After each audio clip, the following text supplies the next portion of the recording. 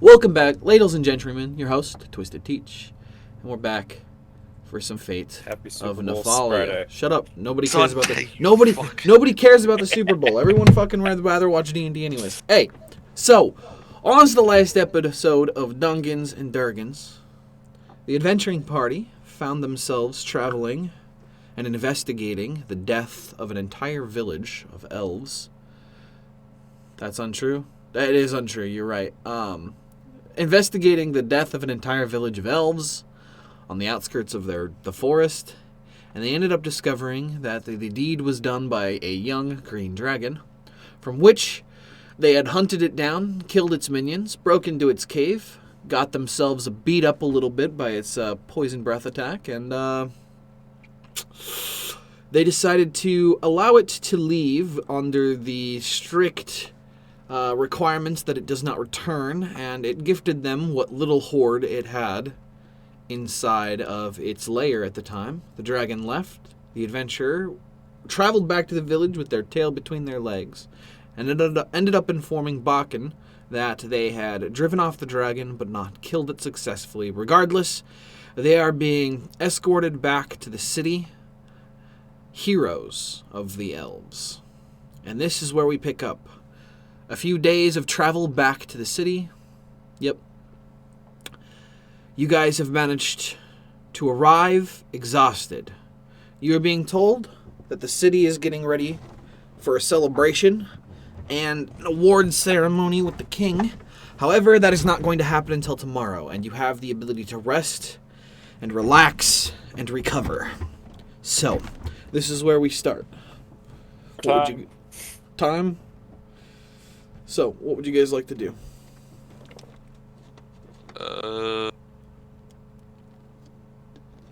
Did we make the rolls for studying the scroll? You may. There are 3 rolls that you were able to make. Wow. 2, Look at us. 3. Alright, show me 3 nat 20s. You did That's- also have the Oh, chance shit. to gather, yes. So, you may do your gather rolls, and you may subtract the amount of your herbs for Yeah, your 5 was a warm-up. snaky. Gotcha. I call bullshit on warm-ups. So, here, we're going to go to notes and information. Nope, that's the wrong one. Let's see, I need to go to gather, another scroll, there we go. And we're going to add 1 more to Gameth's. Okay.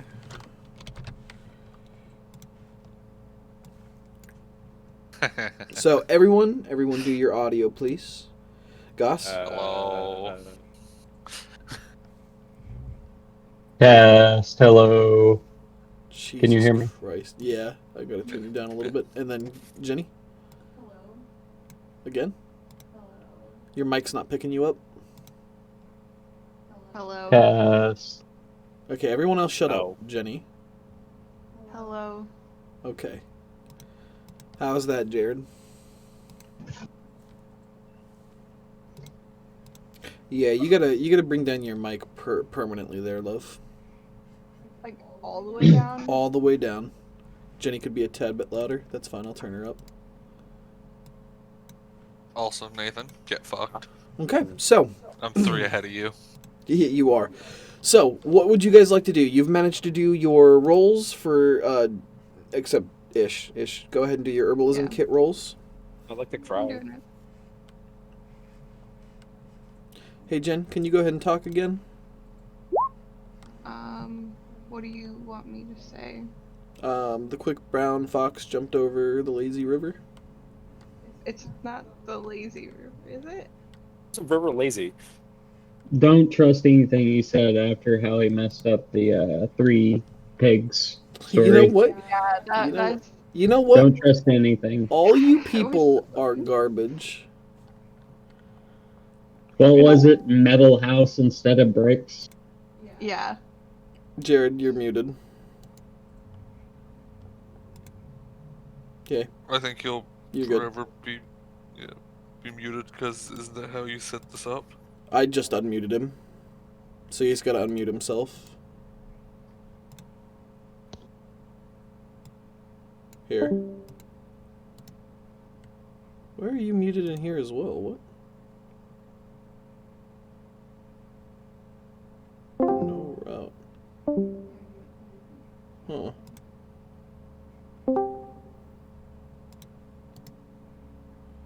Well, you have server mute on here because this mutes everyone but the players. You guys can listen, but that's about it.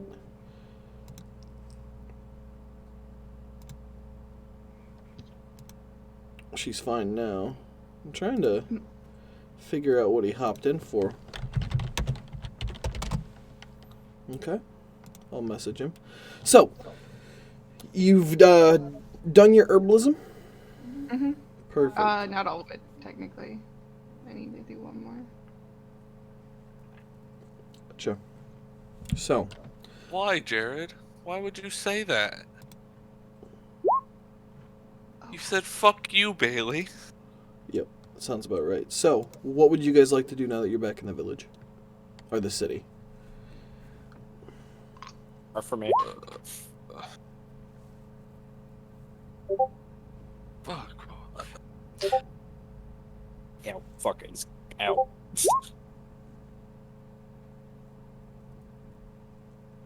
I had a fucking idea the other day, and I want to research it. Now I completely fucking forget. Okay. Well, should have wrote it down. I should have. You're right, I should have. I'm Right going on. to try to figure out information about the stranger's stone. Okay.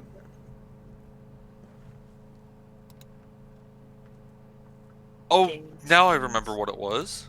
Yeah. So do I know the name of my weapon? Because I just attuned to this. No. Like- You do not know the name of your weapon. Unless you name it yourself. Yeah. Unless Isn't that how that's tuning works? You just name it yourself. No. No. Unless it. These ancient artifacts do have names, you just do not know them.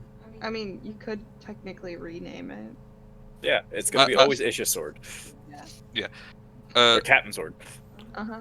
Could I actually do some research to see if this weapon, from my knowledge of what it can do, appeared anywhere before? Yeah, you can go ahead and do your research here. All you know is that you in your hands you have a staff of winter. That is the general gist of the magic that you've gotten from it. Yeah, a staff that can produce ice. Yeah, you can see if the elves have any knowledge or any information in regards to your magical item that you've received. Yeah. Okay. So, you both are heading over to the library. You and Zap there. What about the rest of you? In. What was that? In. The inn? Okay, yeah. You can head to the inn. And Ish? I'll go to the inn too. Yeah. Okay, Hey, drunken shenanigan time. perfect. Oh God. As you two head to the inn to begin your relaxation, the other two begin making their way over to the library. And it isn't long that it takes them to get there, as you guys are now quite comfortable with the city, spending a little bit of time here already and moving about your own day-to-day existences. Upon entering the library, you can see that there's not very many elves here. Just a few grabbing books, talking with each other, and a few speaking with the few librarians that are actually here. For the most part, it's your standard library, quiet and well maintained. 1 second. Fuck. Folder. I know there's a name, I just can't remember it.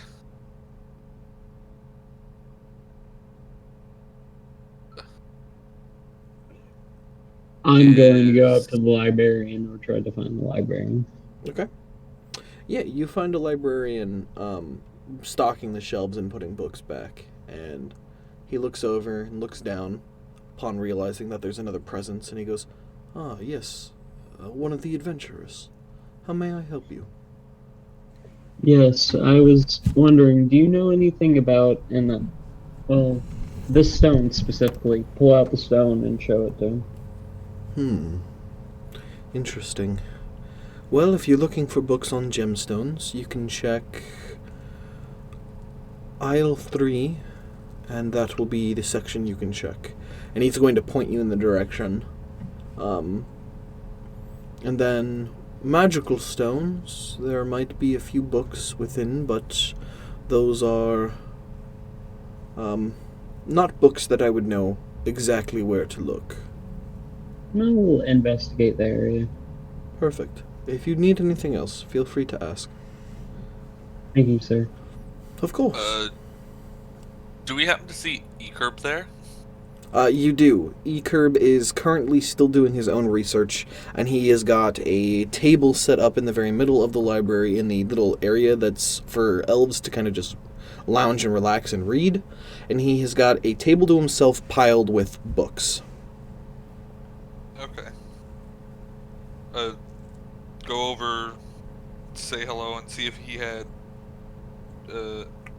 if he might know where some of these books are, or should I go speak to a librarian?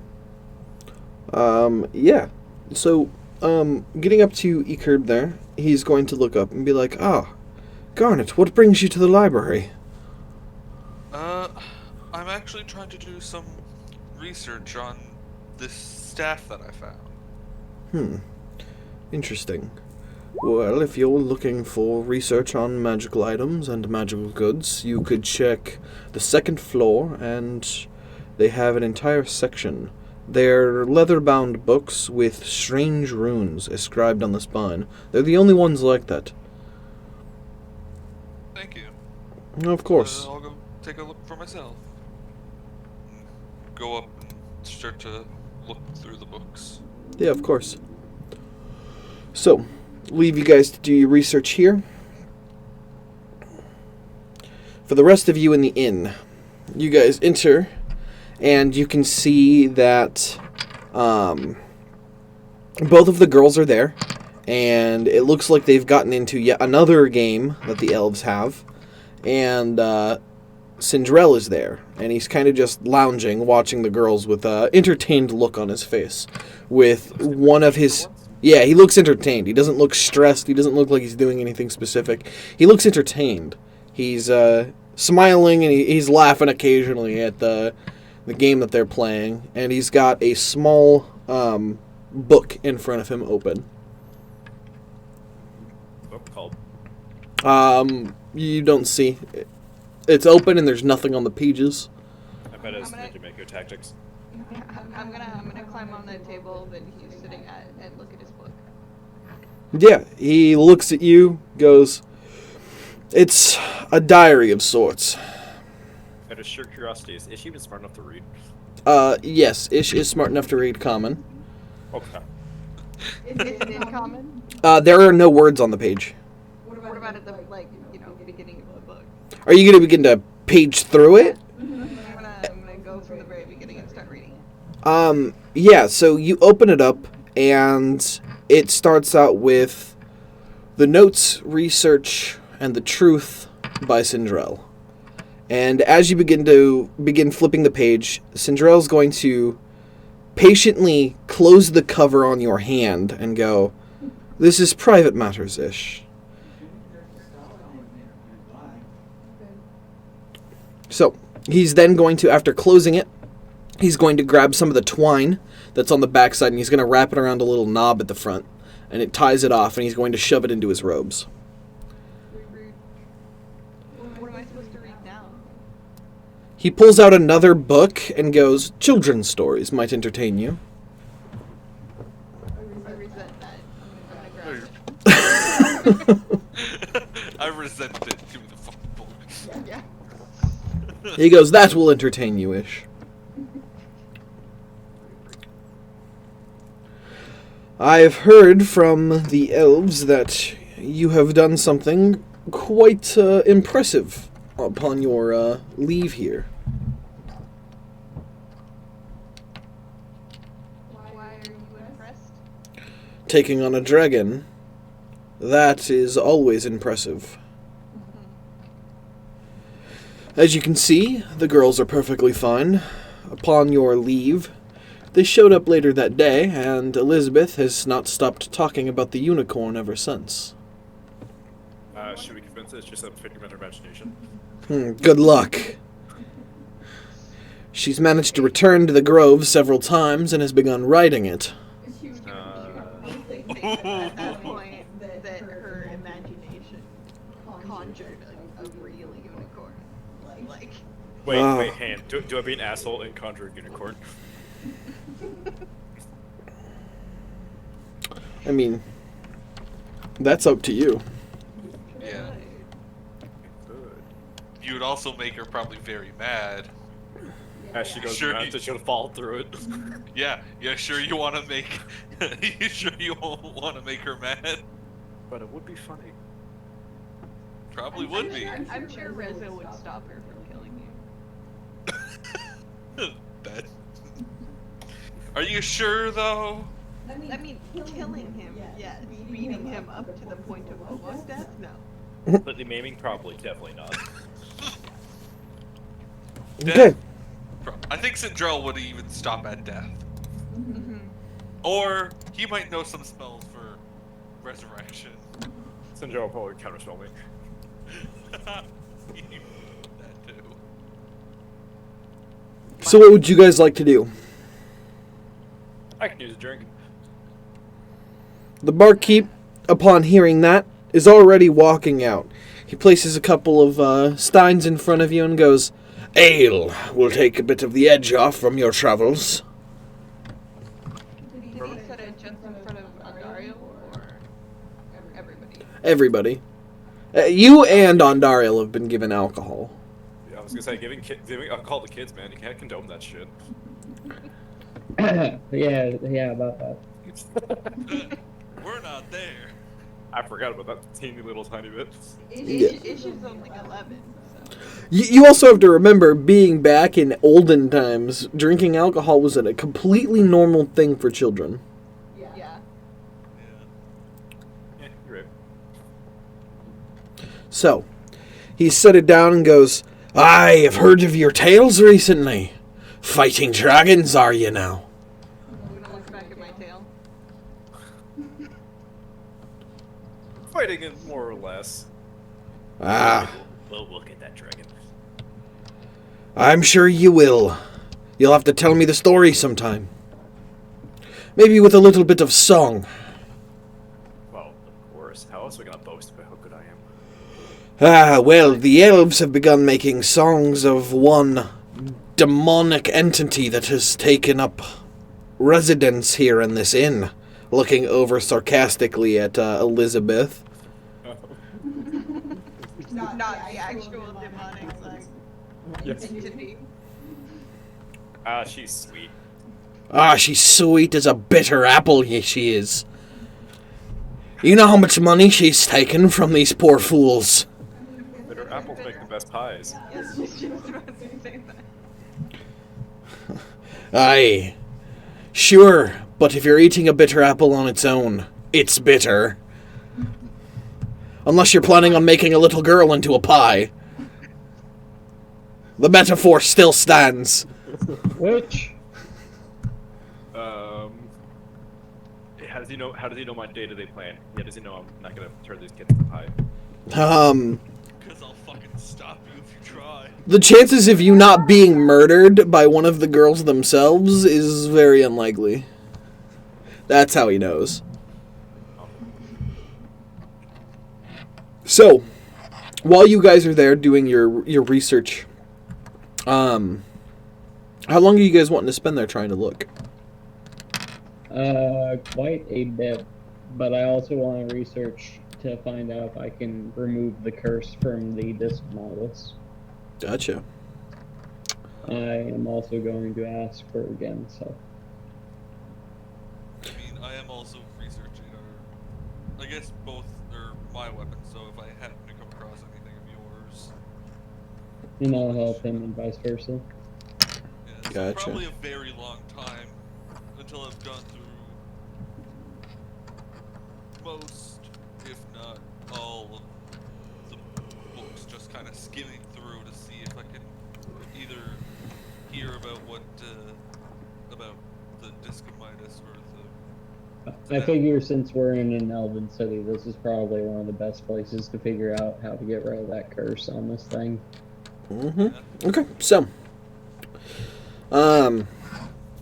your research into your redstone is going to net you a bunch of books on the understanding of geology, the differences between the different gemstones, sapphires, garnets to diamonds, the cutting techniques to become a jeweler, and a few other miscellaneous books about the quality properties of gemstones, but nothing that seems to lead you down the road to understanding what this redstone you've been given is. As for your guys' research into your magical items, this is going to take quite a bit of time as you begin pulling the books that are related to the magical items that Ekerb has told you about, and it mainly tells you stories, and doesn't really truly go too much into depth with each magical item itself, but it tells stories of individuals that have held the magical items and the deeds and achievements that they had during their lives, and the passing of the magical item to its next holder that they know about. And it's going to take you quite a bit of little time to work your way through and find the specific book for something related to what you guys have. So the first day, you guys are not going to be able to net any information that's helpful other than miscellaneous stories. Darn, I guess I'll have to deal with my golden and shining eyes still. Also, in the morning, because I think Hodor is still going back to the forge to learn more. Yep. I'll go with him in the morning, then go to the library, say, late, or more towards midday, and then from there till night. Okay, that sounds good. As for the rest of you, what are you doing in the inn, other than drinking? I mean, I can start thinking about how I fought a dragon now. Okay. And almost fucking died. I was the only one who didn't almost fucking die, actually. I'm gonna read my children's book. Wait, Gotcha. what's her children's book? It's miscellaneous stories, like the Grimm stories, but for children. Little Red Riding Hood, shit like that. Three Little Pigs. It's in there too, just for you. Dirt, Tree, and Steel. Yep. Fuck you, people. I'll learn the game that the kids are playing. Gotcha. At this point, it's just marbles. All they're playing is elven marbles. They've finally taught a game that they're not going to bet on to these girls. So I wised up. Took them a little while, but they got there. So, at the end of the first day, Sindrill's going to gather you guys and sit you down at the table when you all have returned to the inn, and he's going to go, "Ah, yes, adventurers, finally. We can have some time to sit down and talk. It's been a hot minute. I've been doing errands, of course, been a bit busy, and you all have been doing what adventurers do, earning reputation, money, and, songs. Now, what happened to you out there?" Dragon. Yes, I heard of the dragon, but that doesn't truly explain what happened. Go into detail. Lizards. Lizards. We were attacked by kobolds as we made our way from the village. I see. Also, lizard folk. It was kobolds, lizard folk, and Yanti. Yeah, Yes. And a dragon. and a dragon. And the dragon. And the swamp. I see. Interesting. And by any chance, did you catch the name of this dragon? It's the verdant. Hmm. Interesting. He's going to reach inside of his robes and he's going to pull out another book. He's going to open it and he's going to begin inscribing notes in it. I'm gonna look to see what he's writing. He's writing down the name of the dragon and all of the other information that you've provided him thus far. And he's going to ask you a few more detail-oriented questions. He's going to ask you to describe the dragon and his attitude. Kind of an asshole. Not a Very generous. Like a teenager. He offered us. He offered us that his hoard. His hoard that he had admitted, and he would leave the town in the cold. Didn't say where he was, but he definitely had something up his sleeve, and I can't wait to find him again to put a fucking stop to it. He also had the opportunity to kill us and didn't. I see. I can David have sleeves. Interesting. Well, that is how crafty dragons can be. They are highly intelligent and definitely their plans have plans and backup plans on top of their backup plans. So Nefarious. it is of no surprise that he has managed to escape. But maybe, just maybe, you will be able to find him and slay him. Now, as for the rest of you, there has been word that the king will be admitting you to the royal chambers in front of most of his citizens in order to bestow upon you the title of hero. That will be sometime in a couple of days, after the proceedings have finished. How many days have we been here already? Like, Since getting One. back, no, I mean like total. Like from entering this elven city to now. The Elven City, so you guys spent 2 weeks, hasn't it been? you guys spent 2 days in the Elven Village when you first got into the forest. It then took you about the same amount of time it took you to travel to the most recent village, about 3 days travel to get to the city itself. You guys spent about a day before getting news as to what had happened and what's been happening. You then took your leave and traveled another 4 days north. You did your day of sleeping there and spent another 2 days making your way back to the village. You then proceeded to spend 3 days in the village or the city again before getting news that something had happened on the outskirts in one of the villages, where you then traveled another 3 days to the village. And then you had ended up defeating or driving off the dragon, and then spent another 3 days traveling back, and you've now spent a day here. How long is that? In the city alone, you've spent about a week almost. In the Yeah, forest, good time, then. in the forest as a whole, you guys have spent a little over a week and a half, almost 2 weeks at this point. I bet this is the fastest the elves went from hating people to, you know, titling We're still for haters. hero. Heroes. Fuck. Can I also do one more thing? You sure you want to say that name? Yeah, Your master. I would like to learn map drawing. Please. gotcha. Cartography? I wasn't gonna try to pronounce it. Yeah, you can begin learning cartography. That's fine. Photographer. I know the freaking word. I just hate saying it. Yeah. Cartography. Yeah. Cartograph? It's going to take you a decent amount of time to learn, and you are currently preoccupied learning Elvish still, so you're going to have to put that on the back burner until you're finished learning Elvish. I Sounds could good. learn I'm cartography. just trying. I think Elvish Library is a good place to look. Yeah, For this They- stuff. you could start looking for tomes to help you start working your way through that, and start preparing to focus on that after you learn Elvish.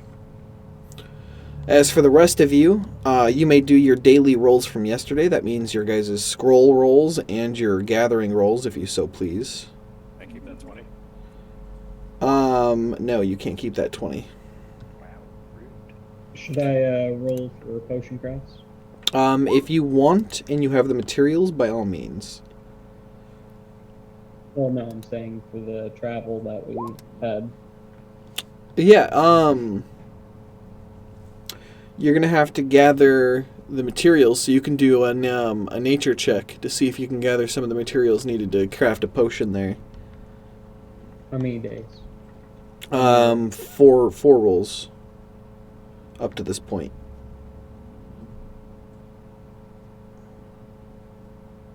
Okay.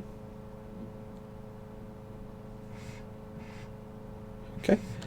With one of your rolls, you managed to successfully find some of the herbs needed to craft a potion, and you got about 10 gold's worth of materials needed to craft a potion. So I've got 15 gold pieces worth of potion craft. Mm-hmm.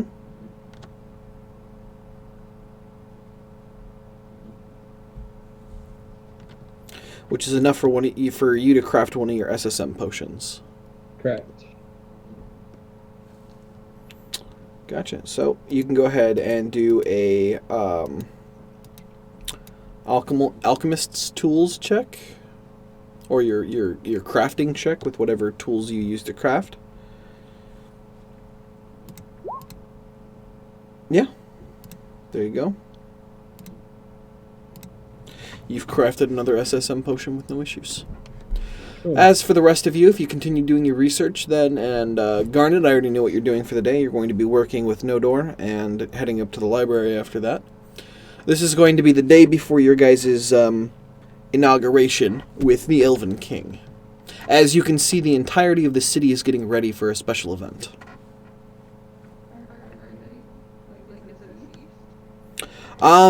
They're actually getting ready for something on top of the celebration for you guys. Can I stop somebody and ask them what they're doing? Yeah, of course. So they're going to give me 1 second to actually open up my calendar, because it is a special event that is happening with the elves. They are getting ready for what is known as the Dance of the Dryads. It is a special time of year. At the beginning of the year, in the first month, the trees begin to come to life, and the spirits of the forest begin to become visible to all of the elves.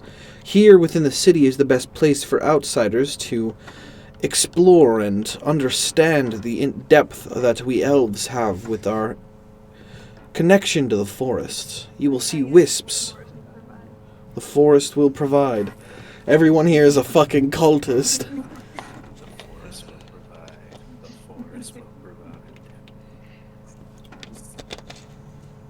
I really wish I had. What's the spell that like says words every time someone walks past it? Is it message? No. Message. Magic mouth. Yeah. Just right in a tree, the forest will provide. So every time someone walks by it, it just happens. That's funny.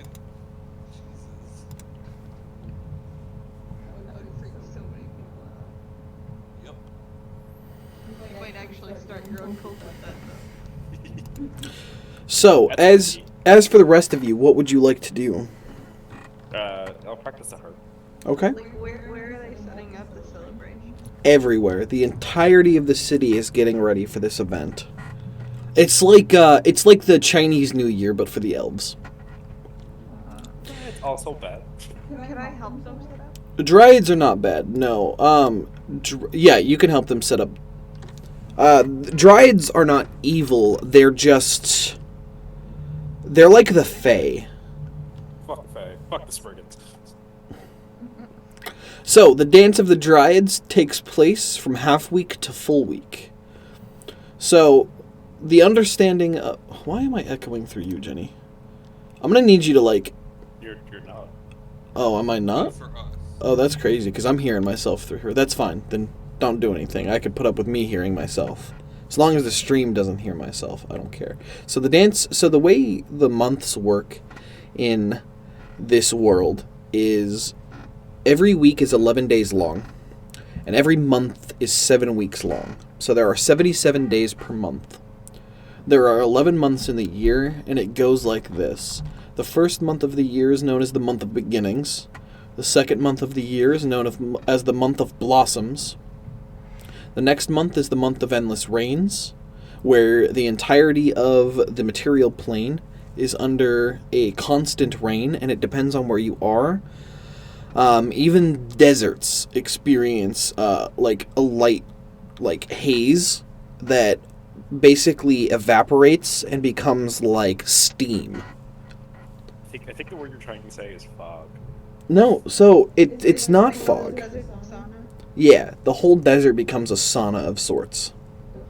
That sounds miserable. It doesn't it? So the entirety of the plain is under an endless rain. The next is the month of eternal summer, where there is no rain. That's fucking horrible. The month of tidal, the month of titles change. The month of Ethereum, where the Ethereum, like the place where everyone draws their magic, becomes an actual tangible, visible like thing, like the Aurora Borealis kind of. The month of long autumn, the month of eternal night, the month of dread night, the month of planier joining, and the month of endless winter. Sounds interesting. Yep. It sucks. This plane sucks. Yeah. You just look around for no reason at the celebration. I'm reminded how much the plane sucks. It's endless this, endless that. Like, why can't it fucking be normal weather? Like, God. No, right? And it- Isn't Canada like the place of endless winter? Not endless, just 8 months of it. Yeah, so pretty much endless winter. There's only a month of it on this plane, so by that logic, this would be an improvement. Well, actually, it would too, because it's only 77 days of winter. That's less than a third of the fucking year. There's only 2 seasons in Newfoundland. Spring Yeah, and winter. there's cold and colder. No, spring and winter. So, there you guys go. Finally, you understand the calendar, and you guys are getting towards the end of the first month, the month of beginnings, Boy, I can't wait for the planet to flood. right? You guys are at the end of the first month. You guys so are. we started this whole adventure on New Year's? Yep. Wow. Yeah. I know, it's crazy. How convenient for storytelling. I know, it's so nice, isn't it? That's why it's called the month of beginnings, because shit begins. I think that's just convenience for your son. Wow, man. The What plot you're was really saying thick is, on this if we stay here long enough, we eventually get to the ending. No, sadly you don't. This campaign, you guys could be spending multiple in-game years. Multiple. Hey, I mean, it just there's so many that just have ending in the end. Yeah, they're endless. End, and then it doesn't. Yeah, what you don't know is that this plane only goes through one cycle of those months, and then it's just winter from then on. Yeah, endless winter. It's just never not winter again. So, It's one cycle and done. That's it for this plane. It's over. The plane was brand new when you started, and then it's just winter. Sorry, guys. Then changed, the Winter Nation attacked. So, what else would you guys like to do? Cry about the endless winter. You're not already even doing close that. to it. You're already crying. Well, the endless winter already ended for you guys before this campaign started, so it's really not that awful. I'm going to go try to find some inspiration for my mask ideas. I want to find a cool, interesting party mask. Okay. Okay. Masks are kind of tacky for parties. Wow. For what? Masquerades. No, masquerades are fucking tacky as fuck. Well, it's an elvish thing, probably. Get over it. So you're going to be looking for inspiration to your mask. Ish has begun helping the Dance of the Dryads celebration that is occurring, and Garnet is doing his own thing. You've said that you're practicing the harp. On Dariel, is there anything else you were wanting to do? I assume there's music like getting played around. Oh yeah, the elves are now like dancing and having fun in the streets, getting ready for this event. Okay. Okay. Roll investigation. Yeah, actually that's exactly where I was going with that. Roll some investigation. Yeah. You find yourself listening to the sweet tunes of flutes and other strange instruments that you've never heard before, and you find yourself making your way down the streets to an open area that has been cleared away. The trees have been magically shaped so that a nice little clearing has happened, and now you're looking at a hippie gathering of elves, like Burning Man of sorts. Oh man. Did they have And electric lettuce? no, they do not have the electric lettuce. I have no fucking idea what that means, but okay. The sweet man. The sweet. Okay, y'all need to calm your shit. But yes, it's all the elves have gathered here, and they're all beginning to just join together and play a sweet melody. It's less groovy music than it is the classical music that elves prefer.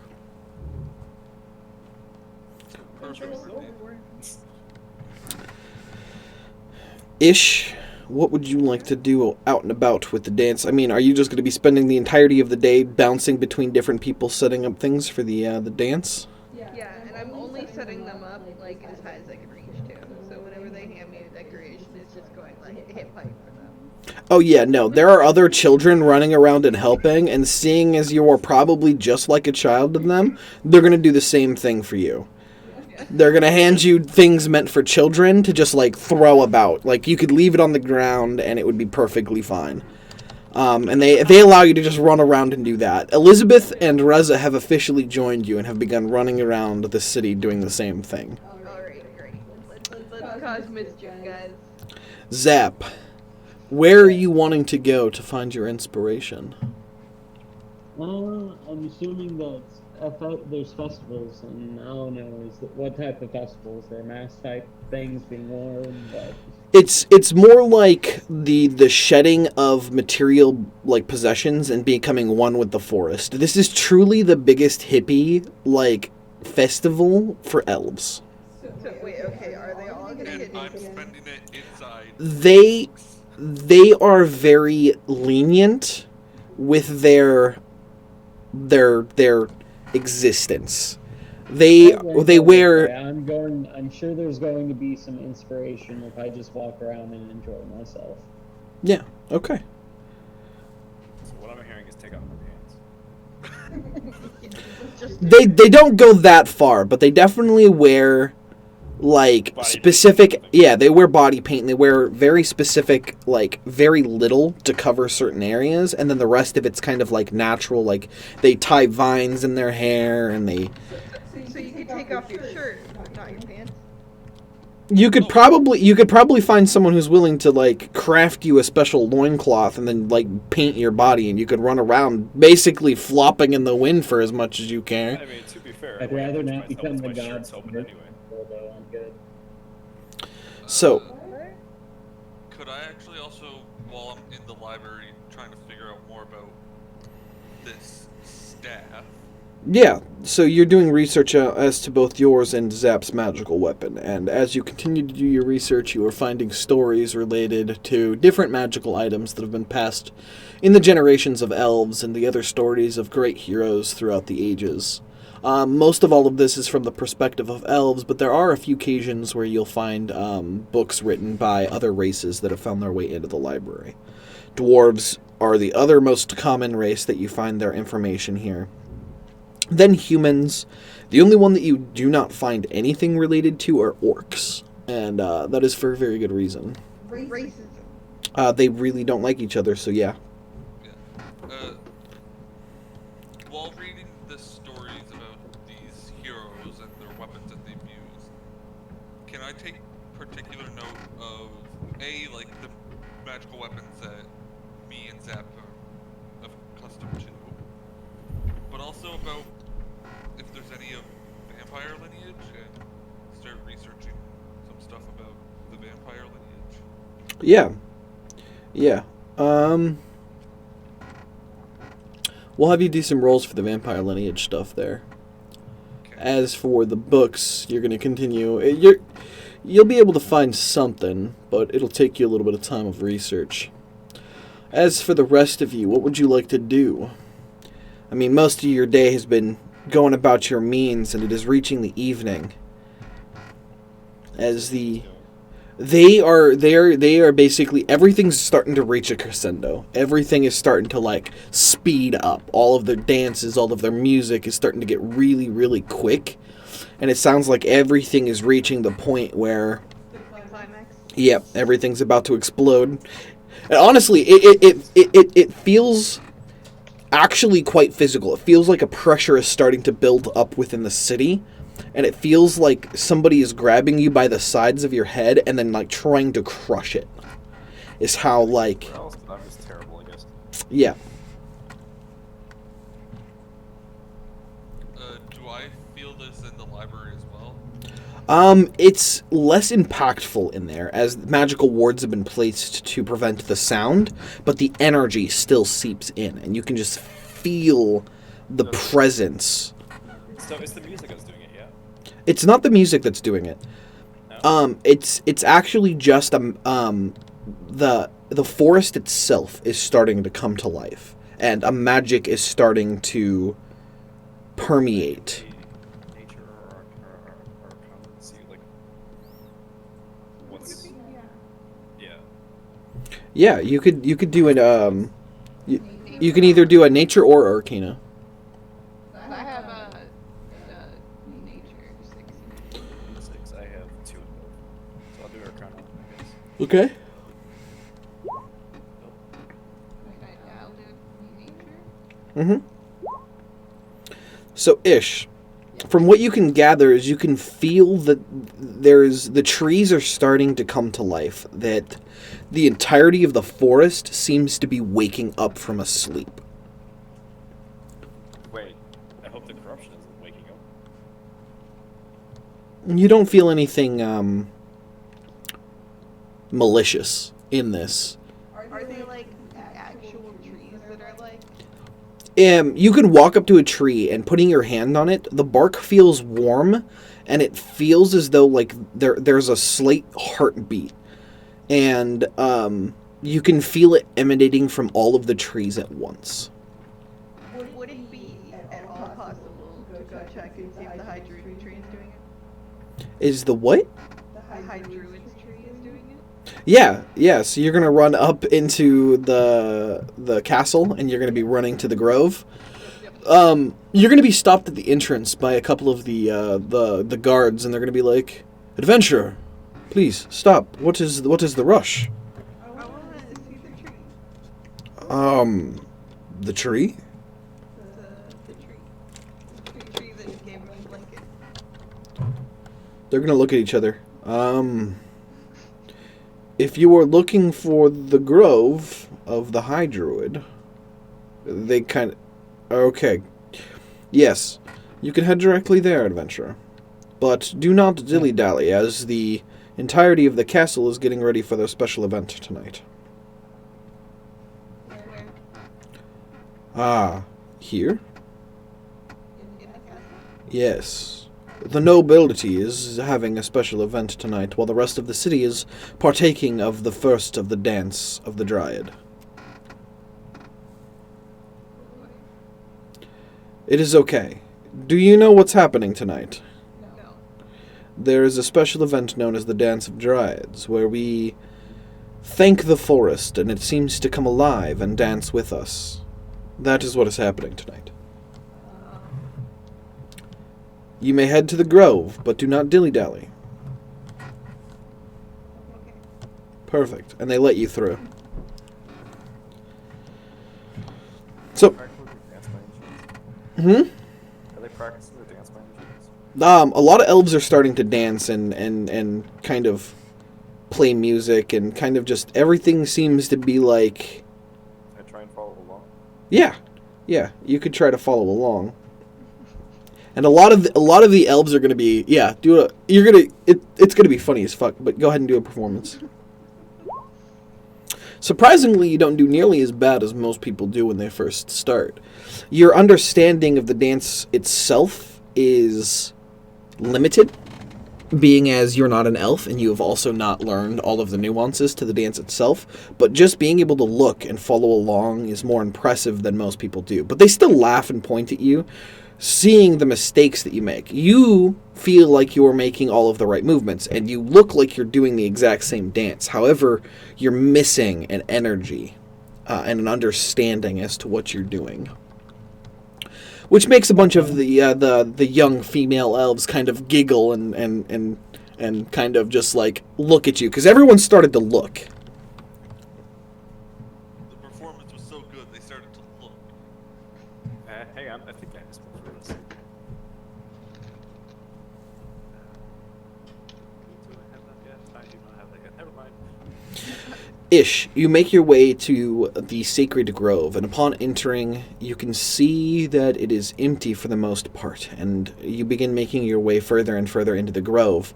But as you begin to enter, the trees seem to have kind of come together, and they seem to have made a wall of sorts. Now, mind you, the trees aren't trunk to trunk, but they've kind of, in a certain way that seems to stop you from getting into the center of the grove itself. Can I climb them? You can. Yes, go ahead and make a athletics check. Can I use acrobatics? You cannot, no. Athletics, what, minus? Oh. I'm trained in it, by the way. Fucking funny. Yeah. So, no, you have no luck attempting to climb the trees. Can I squeeze through? Every time you do, you seem to begin to get turned around, and you always end up on the other side of the grove, not the intended side that you're going for. Time for desperate measures. I'm gonna get down on my knees and ask them politely to get through. You can begin to feel the grove respond. They don't move, but you can feel a shift in energy. Like a positive one? Not positive, but not negative. It's called confusion. The trees are just like, what's the fucking lizard saying? They're just like, I don't fucking speak common. Do you speak common? How would trees speak? Would it be wind or vibrations? No, it's not that. It's the rustle of wind through their leaves, the presence itself, and the nutrients that they exude through their roots. No, that's just chlorophyll. Got it. Yep. So, can I try to get through them again? Sure. You begin making your way through the trees, and they're not going to be as hesitant to allowing an outsider as they were before.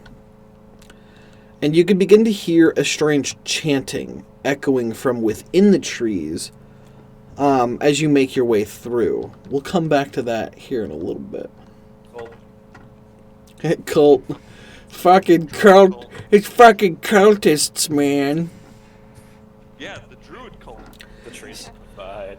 So, Trees will provide. you've begun your dance with the music, and a bunch of the townsfolk have begun to hop in, and every so often, one is going to make their way over to you, and as you are dancing, they're going to begin manhandling you in a light but very stern way, and they're going to basically shove your body into quite an uncomfortable position. Every time you do a certain move, as though you're mimicking the elves around you, they put a little more oomph into your dancing. And what they're doing now is they're teaching you the purpose of the dance itself. I will endure it and continue. Gotcha. Let them kick the shit out of me. So they're not beating you up, but I know.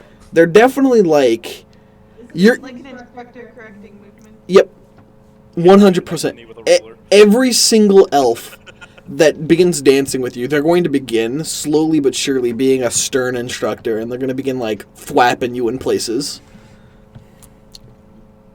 Yeah, okay. Zap. Wait, is my instructor here? No. No? These are all just the elves of the city. They're Nan. Nan's at the castle. Nan's royalty, man. Nan's a noble. You don't get to interact with them peoples. Them people's too high for you. Later, when you crown, I wouldn't say crown heroes, but You can crash their party. Wow! So, you could, and then just bow down to Grandma and say, "I'm here for more lessons." so Zap. Your wandering has gone through, and a few have begun wearing tribalish masks. And a lot of them are very feminine in make, and a lot of them seem to be blank slates with just eye holes with twigs coming off as though sprouting hair. And a lot of them have begun dancing very close to the trees and throughout the village, or the city. It's not anything too intricate then. No, most of these are very simple, very inelegant masks, but they, of course, exist for a purpose. Is there something specific about that purpose? Like what? What do you mean by that? You can tell that every single one is crafted for a very specific reason. What this reason is, you do not know, but you can tell that each of the crafters had their own intent in mind when crafting.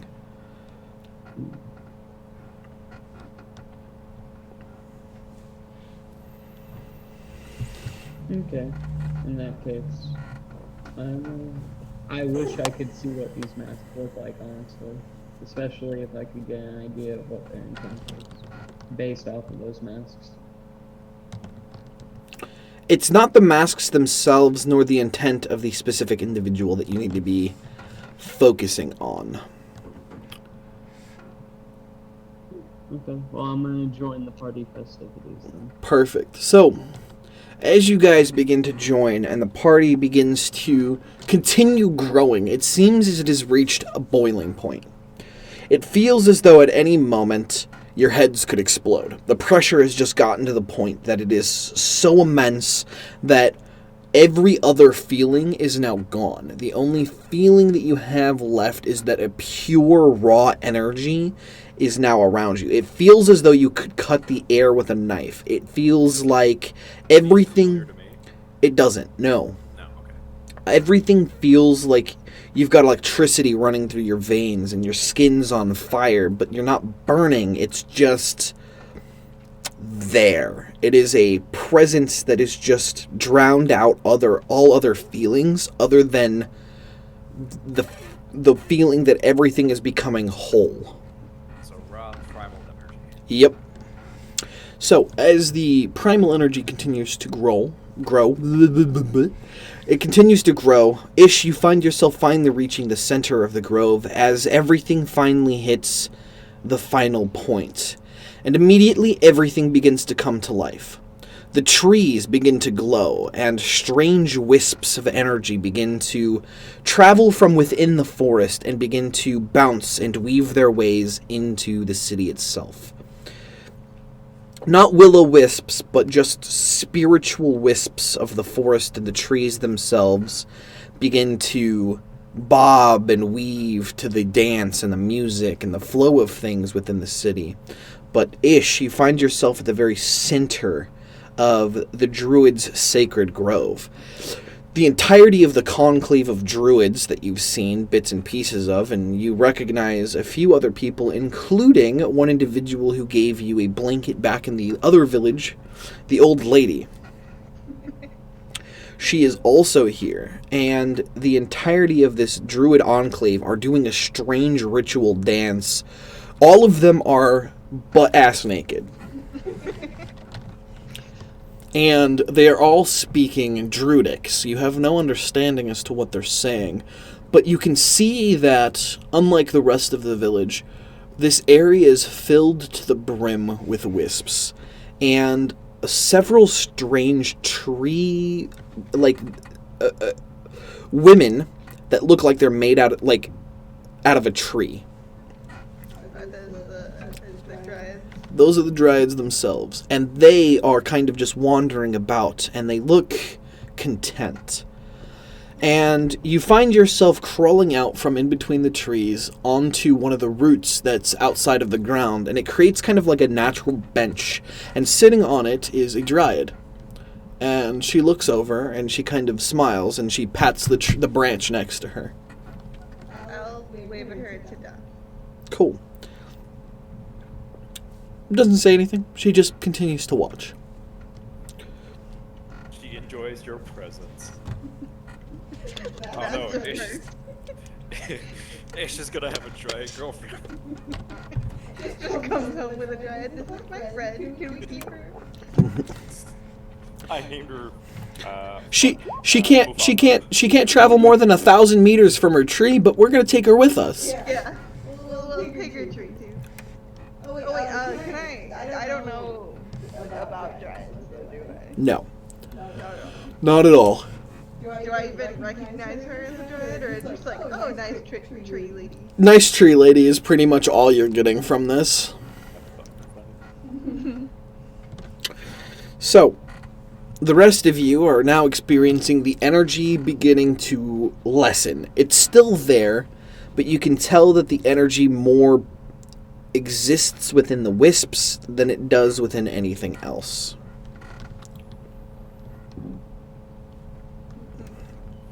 And you can tell now that the party has reached the next stage. As now you can tell that most of the elves are probably not going to sleep for the next few days. Don't elves like not have to sleep at all anyway? You're actually right. They don't have to sleep at all, but they still have to meditate. So they still have to go into their separate areas. They have to relax and they have to go into a meditative state. However, they're not even going to have to do that during this. So they're on a 4-day bender. They're on a 5-day bender. So close. Because, 1 second, it is 1, 2, 3, 4, 5. It's actually 6 days. But the 6th day is the end of the event, and then they're going to be able to rest and sleep or meditate for the rest of the entire day. So, it's 5 days of being straight up, and from there, y'all are going to be having fun. Because you guys begin to experience the effects of it as well.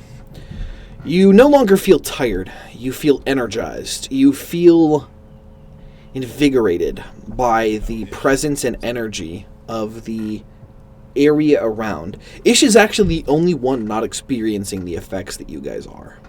Really? Yep. Wow. The responsible lizard not getting high with the rest of them.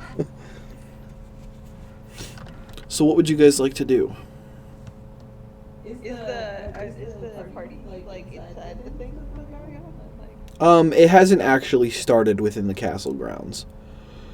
no, I mean like inside where I am. Oh yeah, no, they're doing their special ritual now. The druids. What is the ritual? You don't know, as you don't speak druidic, nor you have any understanding, and you're not going to be able to interrupt. Can I whisper to the little tree lady beside me and ask her what's going on? No response comes from her, but she does smile at you, her eyes a vibrant green color, and they kind of shift between, like, springtime green to, like, autumn yellow, and then back. And it happens very gradually, as it kind of just shifts slowly over time. Is it like those like keyboards that you can get? Yep.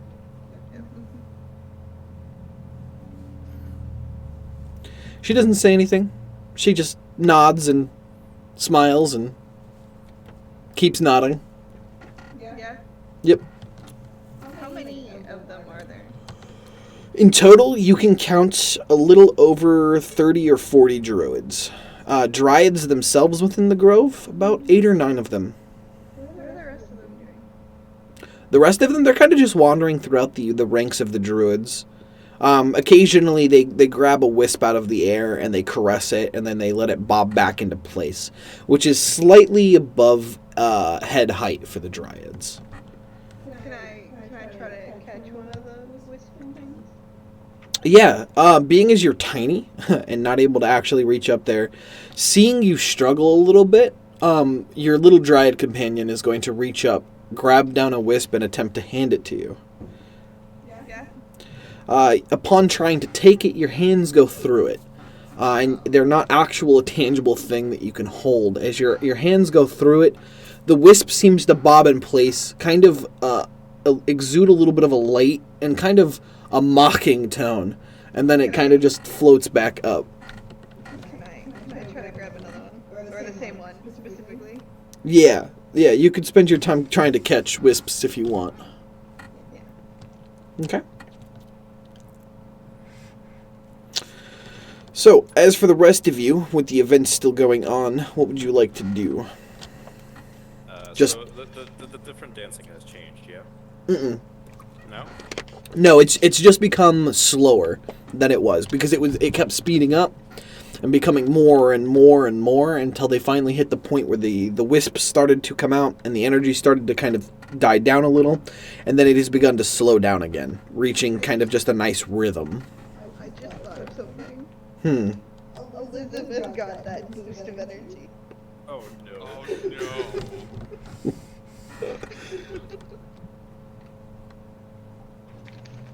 Can I find the nearest elf that giggled at me? Well, one of those female elves that giggled at me? Yeah, sure. I charm her. Yeah, by all means, go ahead. With the spell, really? Oh no, not like just. Make So, a woo. make a charisma check. Yeah. You've managed to successfully charm a few of the young elf maidens, How young? much older than him, Okay. but They say they have experience. to elves, they actually don't have any experience at all. They are still children in the eyes of the elves. Oh, You oh. that's fun. I mean, are they still able to, like, be sexually active? Yeah, Or- they mature at the same rate humans do, but to them, things take much, much, much longer. Will elves get mad at somebody for taking advantage of them? Taking advantage? You're not going to be able to take advantage of an elf.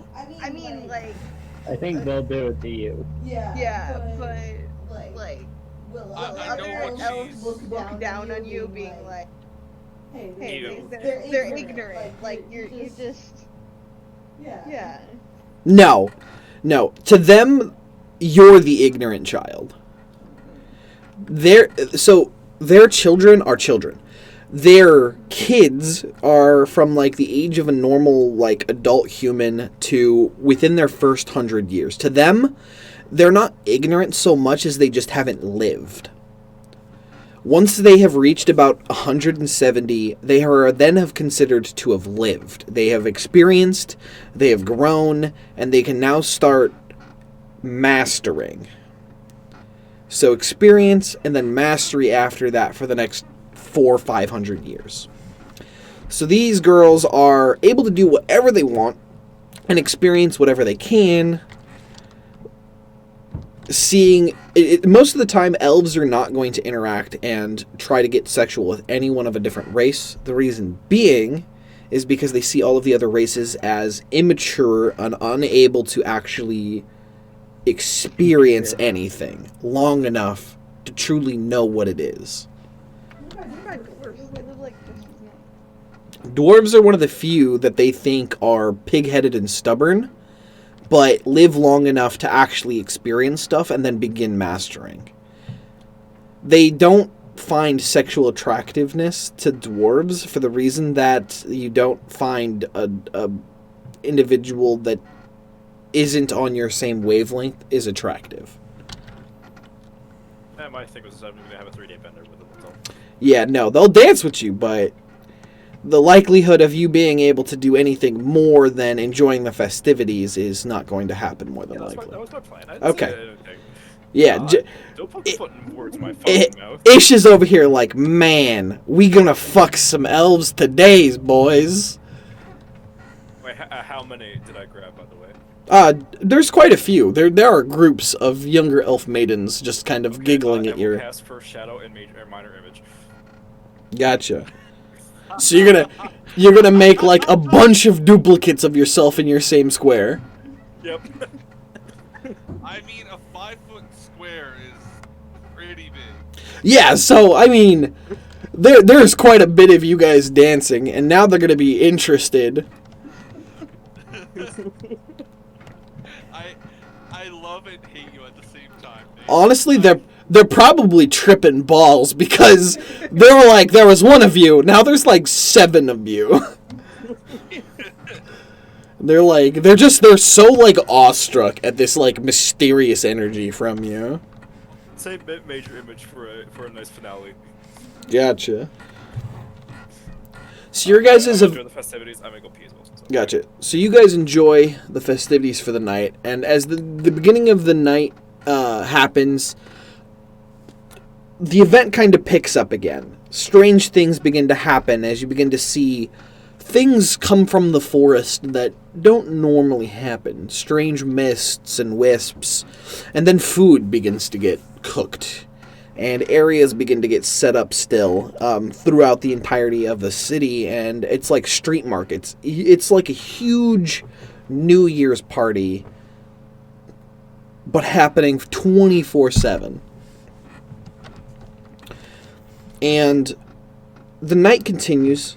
You guys go through. You don't ever get tired. You don't feel exhausted. You don't feel drained. And as the Grove is, that's going to be a different thing. So, as you guys begin to reach, the next day begins to start. And for Ish, you being in the Grove, a different energy begins to permeate from the area. And you can see that the center tree, it actually begins to morph and begin to bend. You can see that the tree is actually 2 trees intertwined with each other to form a seamless trunk of one larger tree. But they begin to twist. You can actually hear the trees beginning to groan as they begin to untwist from each other, and they create a giant ring in the center of the grove. And a strange ethereal veil begins to appear over in the middle of these 2 trees, like a portal begins to shift into existence here.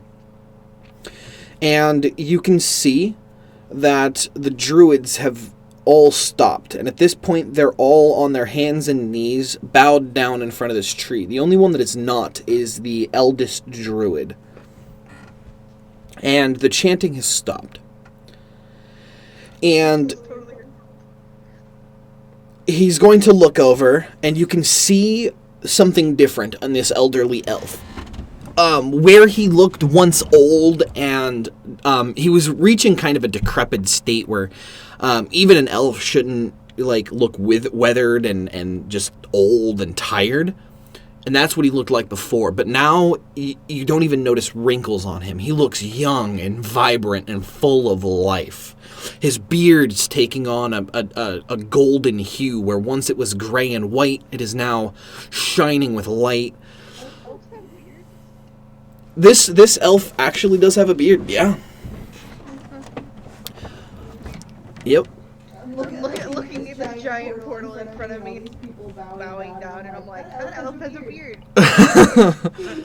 Yeah. And he's going to stop, and he's going to look over to you and be like, "Come." Alright.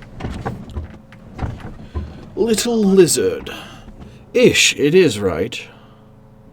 Yeah. You've made your way into the sacred grove of the druids here. The trees let me in. That is not an easy task. Not a task that should have been possible at all, let alone. That's nice.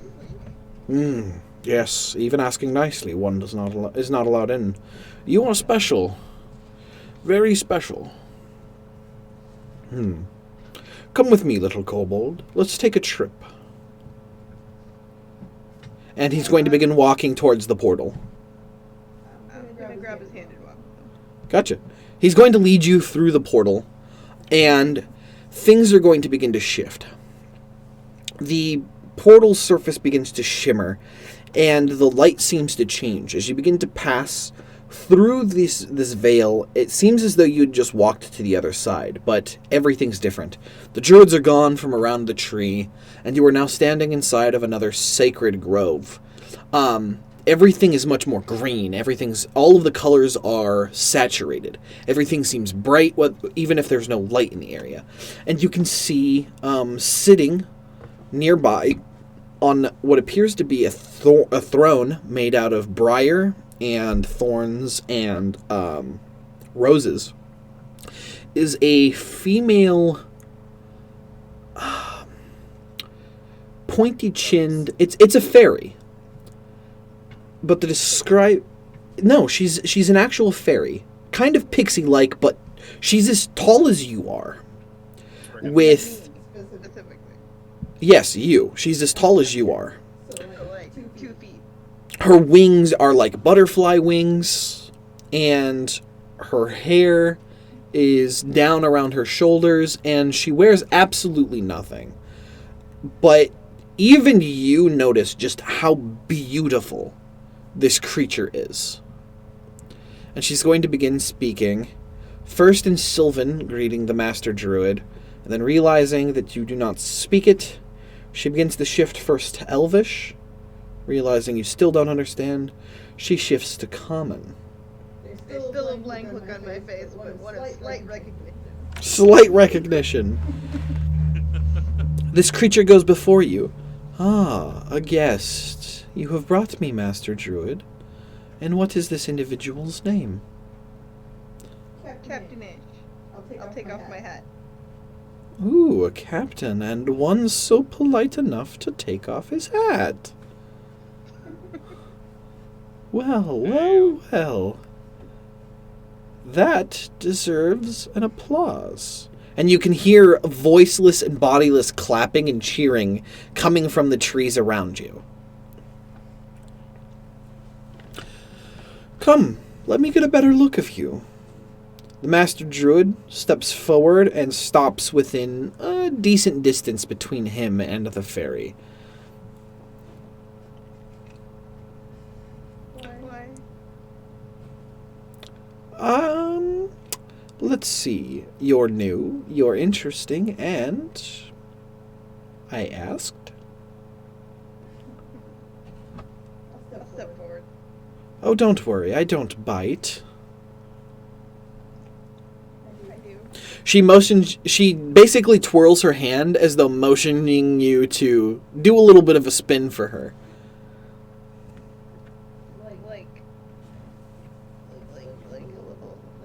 Let me see your outfit. Yeah. That is the exact motion that she's going through right now.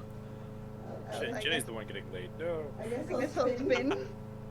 Yeah, you spin, and she just goes, So this is the one that cleared the nightmare. And why have you brought her, Master Druid? This is not the deal. He goes, but this one has made his way through the grove and has earned a place here with me. I see. You take a liking to this creature, then. Interesting. And she kind of reaches out a hand and materializes a goblet and hands it out. You may drink. Here. You're gonna laugh at it like a dog. She begins to giggle and be like, a very interesting creature indeed. The druid looks over a bit concerned, but accepts this for the time being. Now, we may discuss the dealings that we have between us druids and the Fae. Well, of course, it's that time of year again where we make the agreements necessary in order to ensure that the mother of the Fae keeps her side of the bargain, such and blobby blobbity blah. You're no fun, Master Druid. But at least you brought me a pet.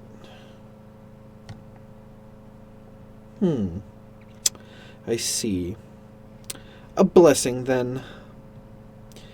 You have brought me something interesting, so I will continue to preach and request the aid of the Fae. Sure. You may go, Master Druid. And... Pet. She looks over at Ish. Keep doing what you're doing.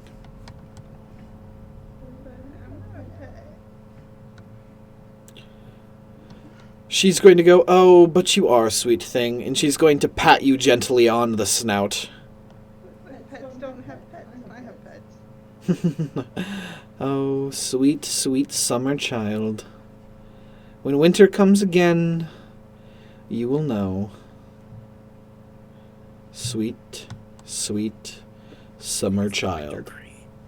So, What? I think it's the Winter Queen. as she says, sweet, sweet summer child, she begins to fade away. And she is no longer sitting there on the throne before you. And you can see an aura of tenseness kind of fade from the druid. And he's going to look over and be like, what would possess you to drink from the goblet of a fae? I don't know, Faye. Well, you're lucky to still be alive. You have been blessed by the envoy of the Summer Queen. It was close. What does that mean? He totally changed it from winter to summer just because you said winter. It was never the Winter Queen to begin with.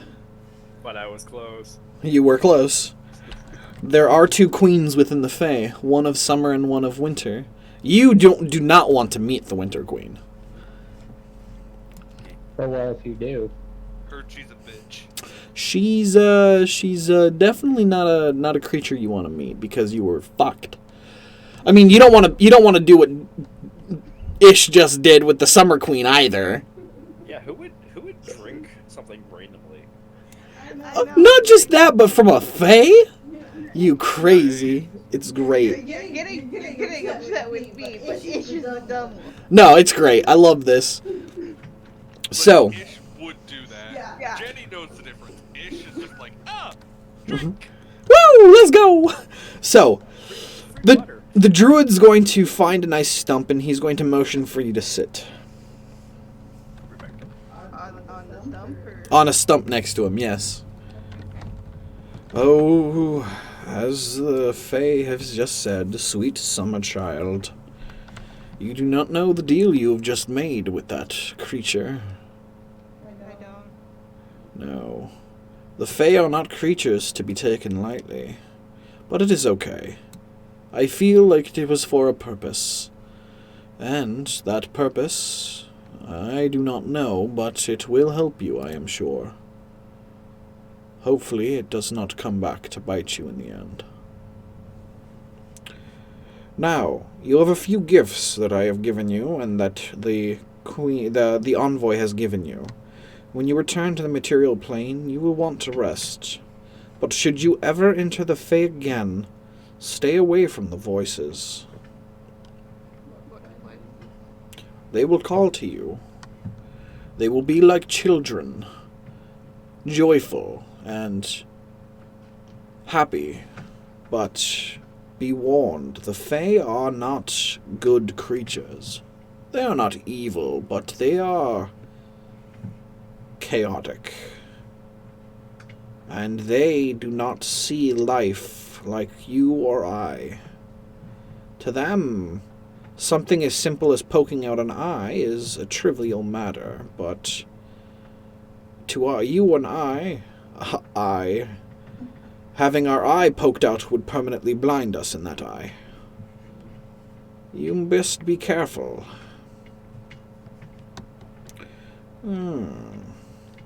I do not know what possessed me to bring you here, but I am thankful that I did. Come, child. Back through the veil before it closes. And you must return home.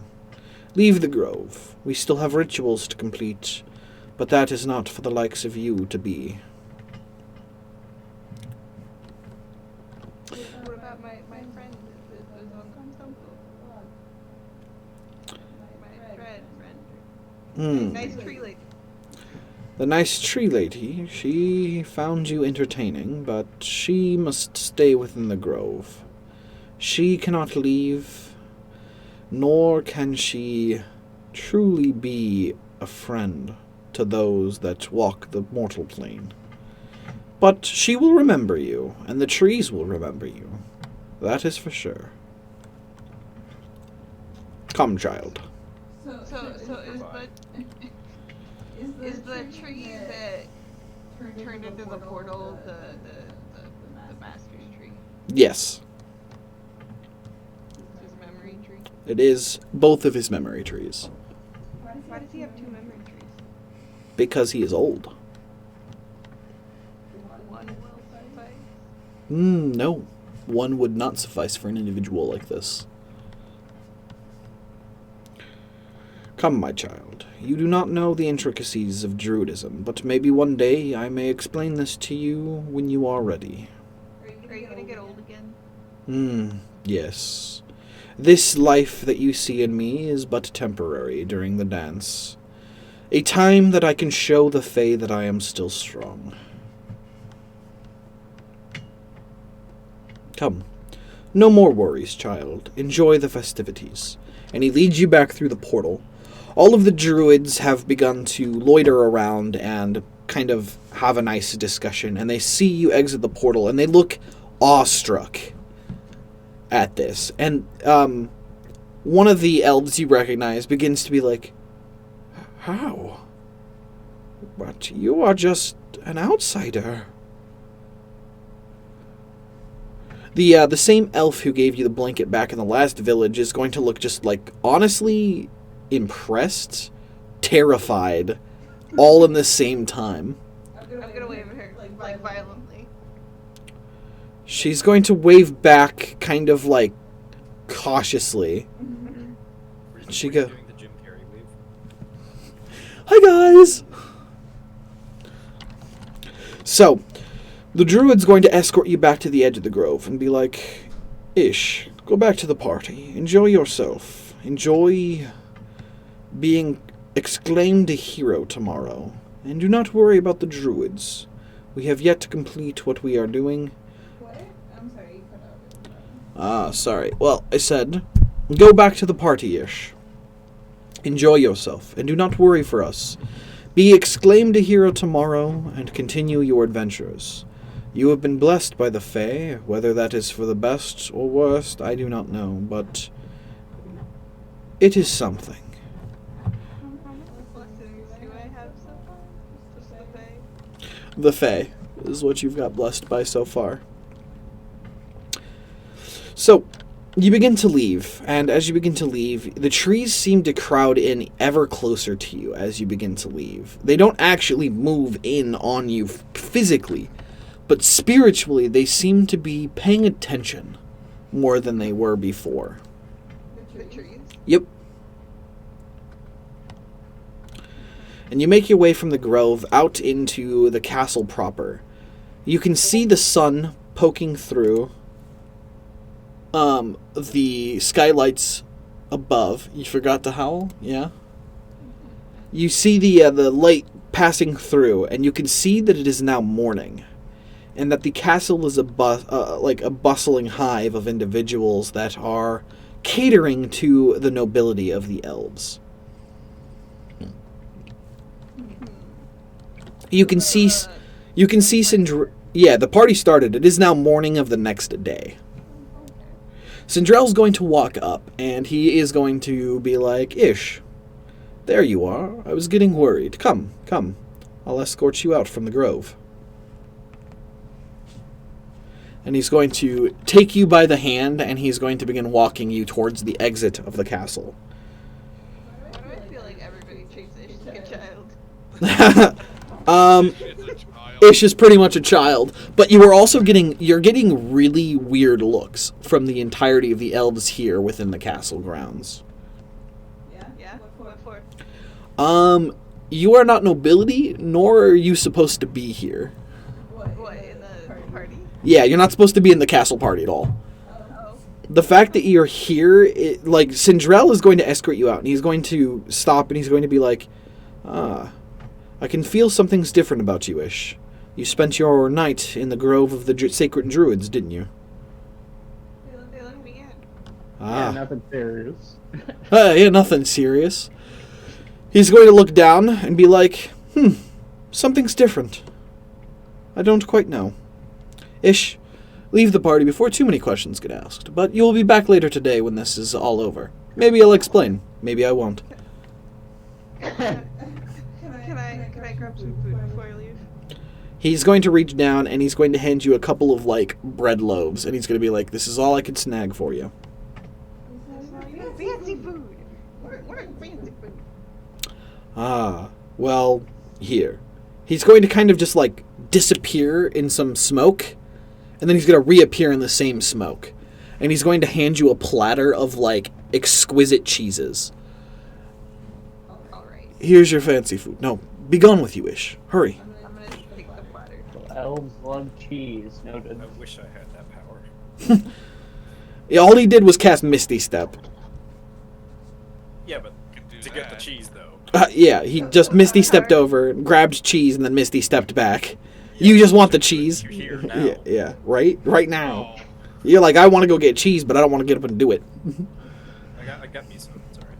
Ah, makes sense. Okay, so the rest of you, as the night had gone through, you guys are now in the next day. As the party has kind of stopped in all respects, the dancing has stopped, the singing has stopped, but the people are still bustling and trading and talking and cheering, and the lights from the night before, the wisps, have all kind of retreated in the forest. You can still occasionally see them, but the energy is still here.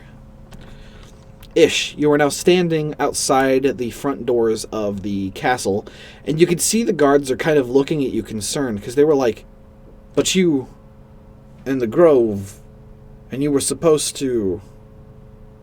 Were you in there all night? Yes. Oh, well, we're going to be reprimanded. Damn it. Were you supposed to get me out?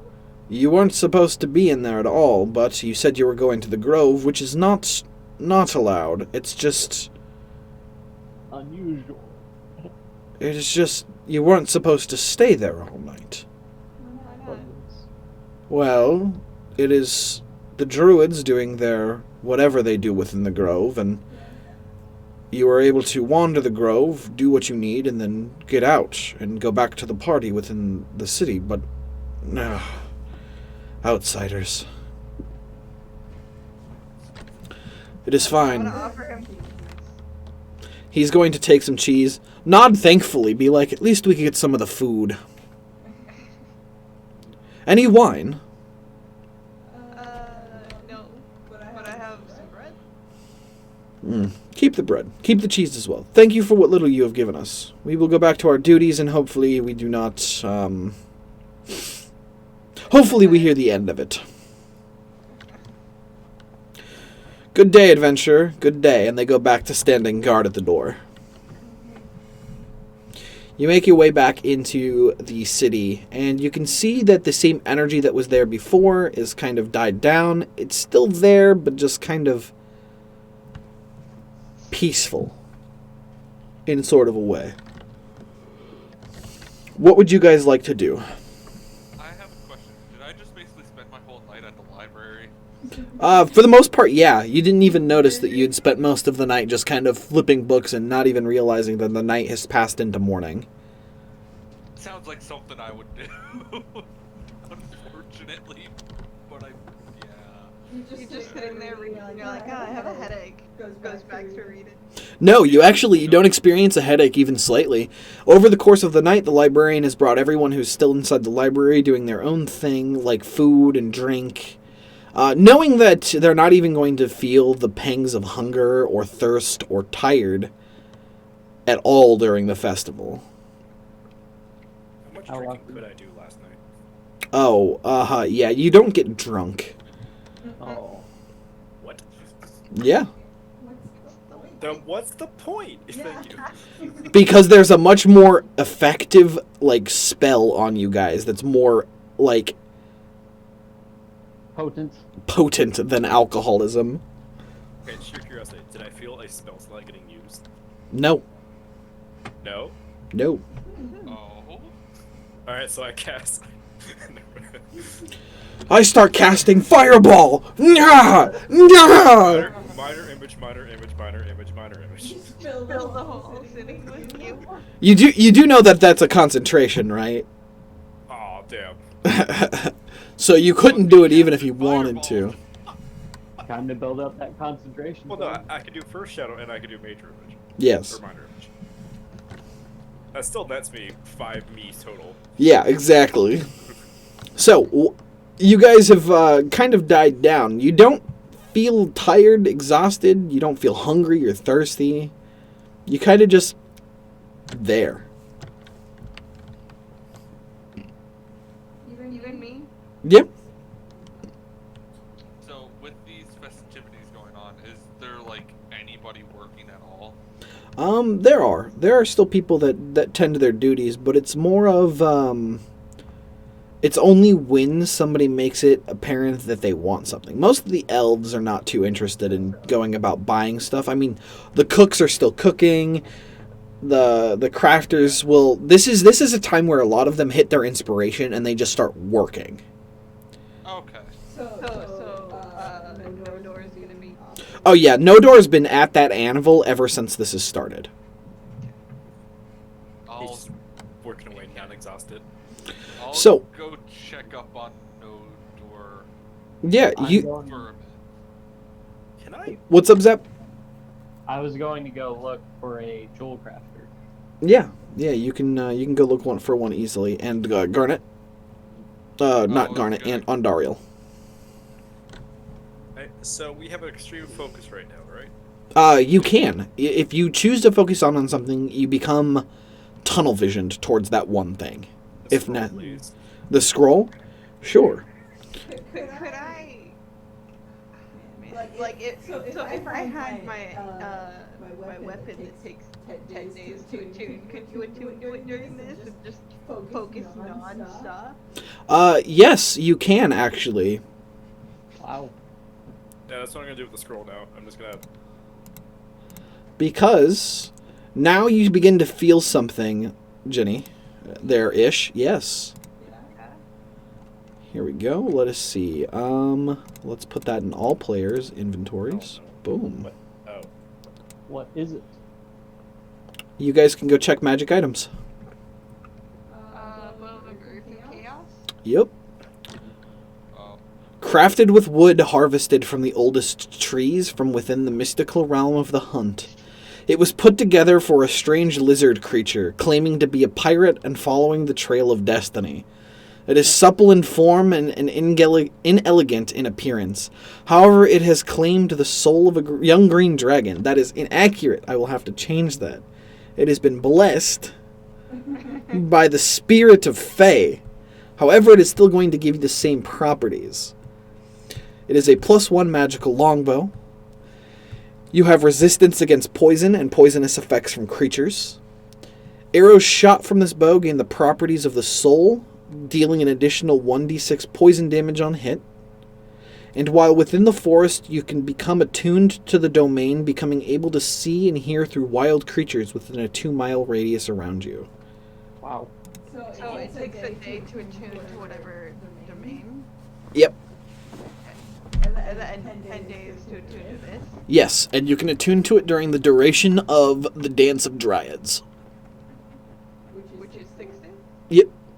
Well, 5 days now, yeah. Yes. Or is this It's 5 days, because the first day is passed. so wait, where did this come from, though? That is great. She had her bow on her, and she walked out of the Fey domain with it transformed. So, Yeah, I forgot about that. bow yeah, the one that Pan gave me. that Pan gave you at the very fucking Yep. beginning of this whole goddamn thing. so, if you guys want to look at the stream, I will be showing you guys each individual magical item that you guys have been gifted. The bow. Oh, has leaves on it? Yep. Do they They grow back if I pick them up? They do, yes. So I can I pick can it pick it up and chew on it. Yep. I like. I And like it's that, mint. It's mint. Awesome. Here is No, the You should have said Bay, so she fucking dies. here is the staff of winter. Okay. That's the incomplete axe. Give me one moment. Here is the disc of Midas and the axe form of it. Yes, I like it.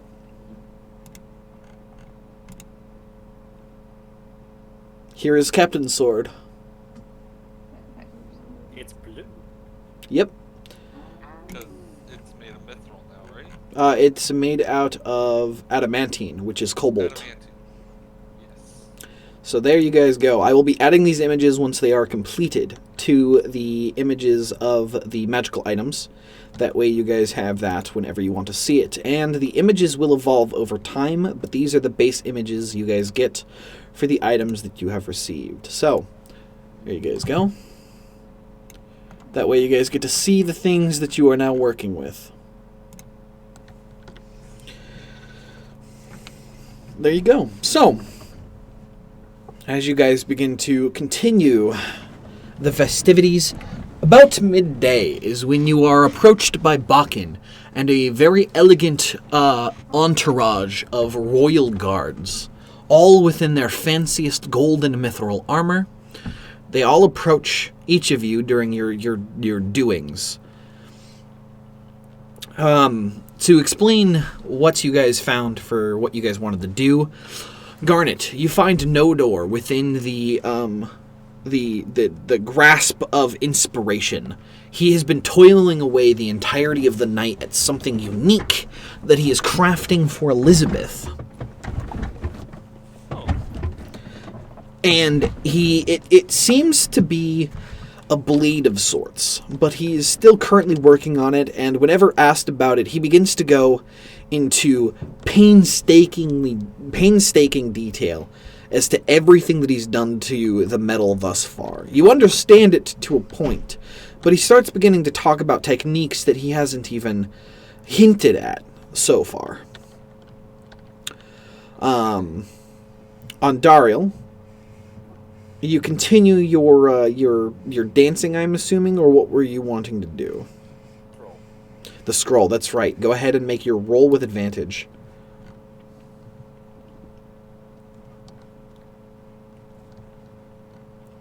No, however, you do not manage to successfully focus on the scroll tonight. As you begin to read it, you're still reading it, but you don't learn anything new from it. And Zap, you find yourself at the heart of the jeweler, as this individual is sitting inside. Yeah, Before I go in, I'll put my assassin mask on. gotcha. You put your assassin mask on and you step in, and you can see one individual, and he is currently working on a gemstone probably about the size of your hand, currently sitting in front of him. A kind of emerald that's sitting in front, and he's got all of his jeweler's tools in front of him as he is just going over in very cautiously, as he is just focusing everything he has on this jewel. Okay. I try to get his attention. He looks up. Yeah. He looks up. Ah, yes. How may I help you, adventurer? He takes off of the glasses that he had on. Hope you're enjoying the festivities and it's working out well for you. Of course, the Dance of Dryads, the best time to be working on something like this. He points down at the emerald in front of him. I observe it, and then I bring out one of the books that I'm trying to research, the jewel one, Ah. and I put down my jewel that I received. I can't find any mention of this gem. I see. Well, this book is my own. I wrote it and gave it to the library. And the reason you cannot find this stone is because it is not a gemstone. It is actually something else entirely. Give me a moment. He puts on his glasses again, and he begins to flip down several of the lenses that are on the edges of it, and he puts them down, and he begins to look it over, and he goes, yes, interesting. What you're doing right now? Could you potentially teach me? You could read the jeweler's book that I'm also wrote that is in the library. It'll teach you the properties of gemstones and how to actually cut them properly. But what I'm doing is I'm using a magical item that allows me to determine the properties of gems, and it allows me to be much more proficient than I would normally be without them on. And I'm currently looking at this stone you have put in front of me, and I have determined that it is not gemstone. It is actually not even of this plane in general. It is a meteorite. Meteorite? Ah, yes. A stone that has fallen from the heavens above. From above our plane. From the astral sea. He stops momentarily, trying to see if you understand. What do I roll to see if I do? You could roll a intelligence check.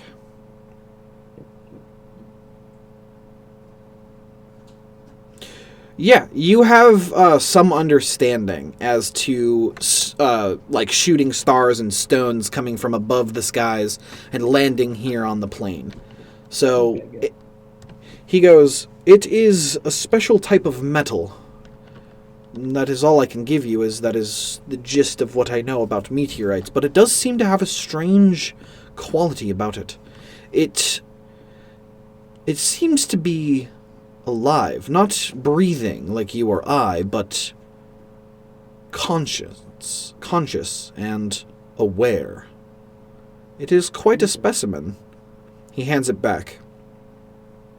Would you know anyone that might know more about this? Sadly, I do not. There are experts in the dwarven cities that would be able to tell you more about the metalworking of meteorite and star metal. But that is the extent of my knowledge. Where did you get it? The gentleman passed it on to me. I see. Well, if you can find the gentleman again and ask him, he may have more information, or know of a means of attaining more information, of course. I doubt I'll find him again. You may be surprised what fates have in store for all of us. You may yet again meet him, but that is just what we elves believe. If you try hard enough, you can achieve anything, my friend. That's true. Thank you again. Of course. He goes back to his work, working diligently with the effects of the Dance of Dryades about. To no door. To no door. Perfect. You make your way over to No Door. And you can see that he is in the throes of creation. With No me door, there. not meaning to interrupt, but do you have a moment? Aye, what can I help you with there, Sap? Bring out the meteorite. I thought this was a gem, but I have now found out it's a meteorite, a metal of some sorts. Do you know anything about it? Ah, yes, I know of star metal, but I have never worked with it myself. Here, let me see. Pass it over. He takes it, he begins to move it over in his hands, and he begins to just basically manhandle it, and he puts it in his mouth, bites down, and he goes, It was alive. Is that normal for meteorites? Ah, yes, all ore is alive. It all has a heartbeat, which is why we dwarves work with it as such. We feel what it wants to be, and we make it. Interesting. But this, it's different. I have seen and even manhandled star metal. I've not worked with it, but I have tasted it, and this does not taste like true star metal. Tastes different. Feels different. It's asleep. What could that mean? That's for you to find out, my friend. No theories. Okay, thank you. Take it back. Take the stone back. Of course. If you need anything else up, I'm here. Probably until the end of this event.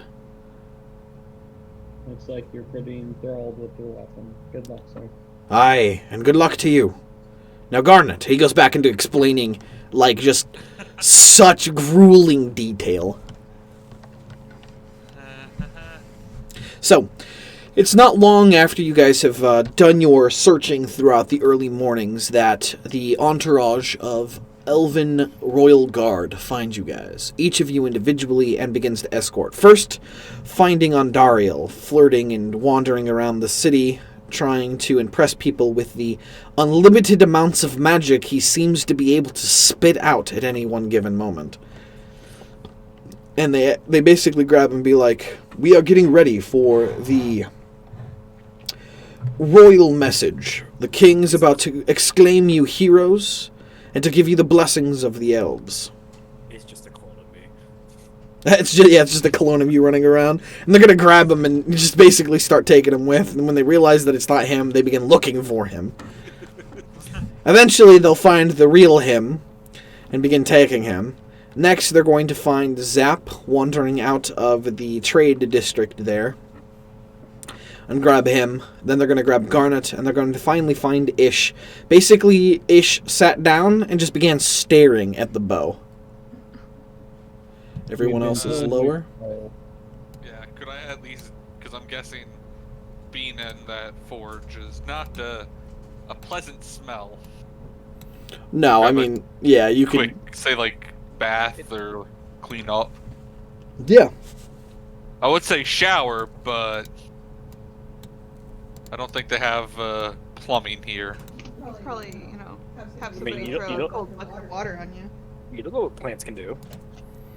You're right. So, they're going to allow you guys to get ready, and, Ish, you find that the old lady that had been doing your special outfit that you had requested brings it to you finally, realizing that you were never going to come get it yourself. I forgot. Yeah. And she's going to go, "As requested, Captain." Wearing my dwarven fancy clothes. Gotcha. I'll put on my fancy clothes, not the dwarven fancy clothes, because that's funeral attire. So, my friends, Yeah. it's going to be a bit of a short walk to the castle grounds themselves, but, you best be prepared. And he's going to open one of the shutters that was previously closed in the inn. And you can see upon the shutter opening, there are a huge crowd of people crowding around the building. Is it like we're celebrities? Yes, it is 100% like your celebrities. Oh boy. We're going to be escorting you from the inn to the amphitheater of the king's throne, where you will be hailed as heroes, given the blessing of the elves, and told that you are allowed to return whenever you desire.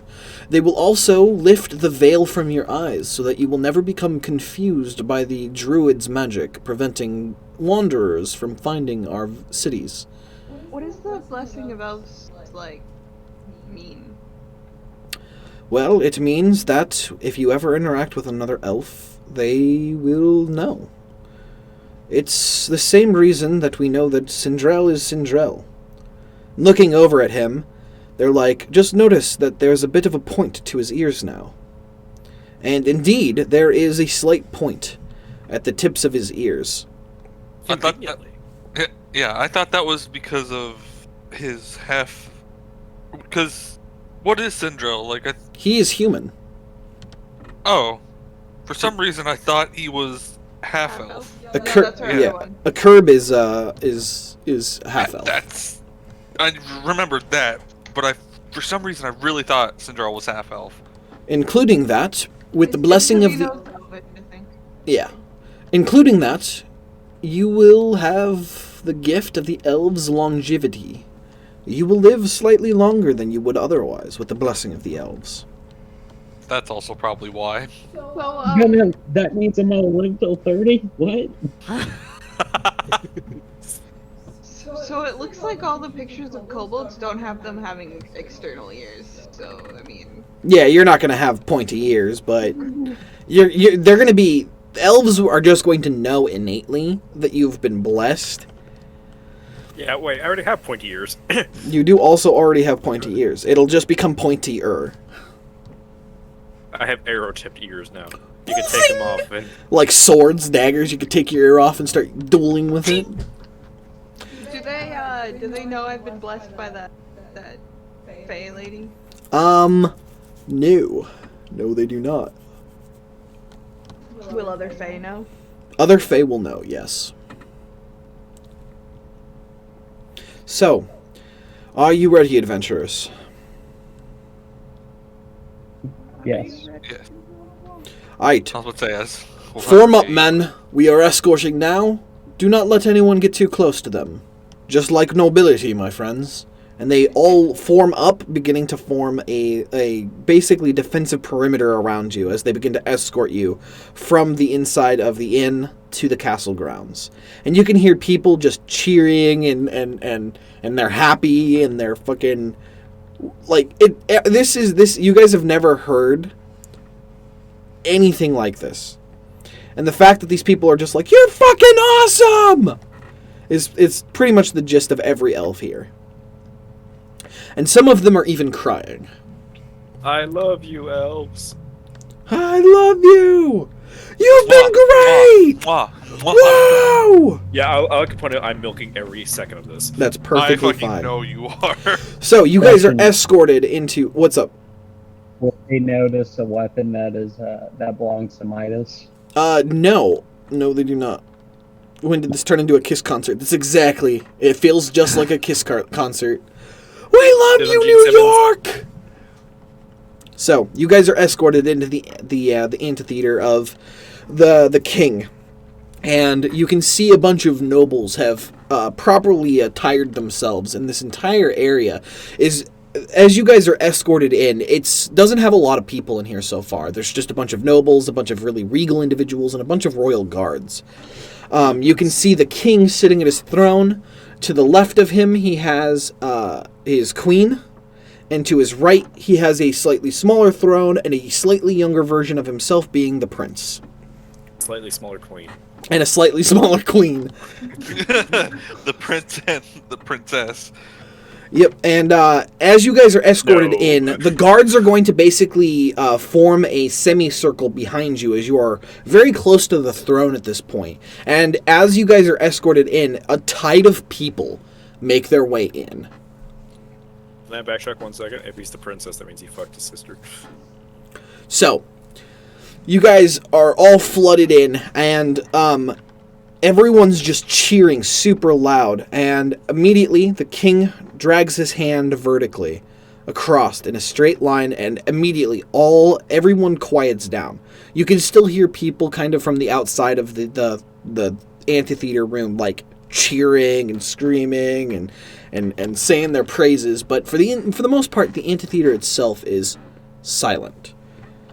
And he goes, "My friends, my kinsfolk, and those of the forests of the sun. Before you now stands 4 adventurers. They have gone out of their way to help and to cure this forest of a disease. Not once, but now twice. It is here that I, as king of you all of the elves of this forest, of the sun itself, I want to thank these adventurers, and I want to deem them not adventurers any longer, but heroes to the elven people. All of you, raise your voices in one if you agree that these champions are worthy of the title of hero." And immediately... 3 elves say no. No, not 3 elves. No, All of the fuck elves say, you. "Fuck no! Kill him!" No. That bastard slept with my wife. This asshole slept with my daughter!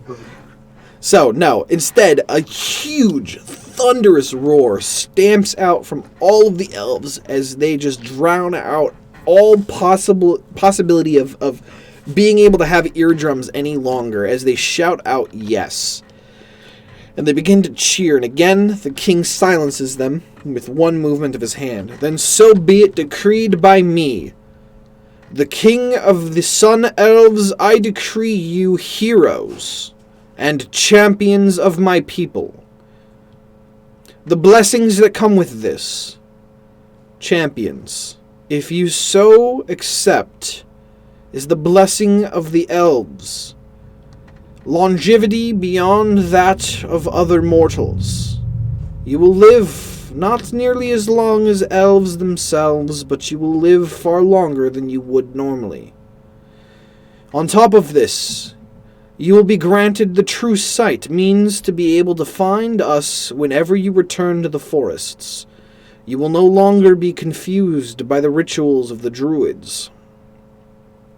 And all of our kin, be it those here within the Forest of the Sun, or others that you find within the material plane, will know your deeds and know that you have been blessed by me.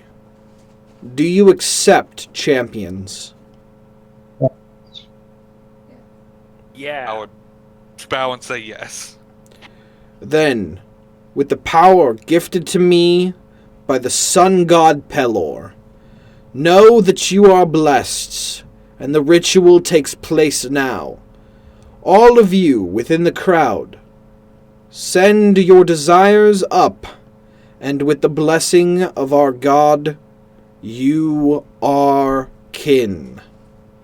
And immediately, the skylight begins to kind of become clear. As it was once kind of tinted glass, it is now clear, and a beam of light is now shining down from above you, bathing you guys in light, and you guys begin to feel a warm energy begin to build up in you.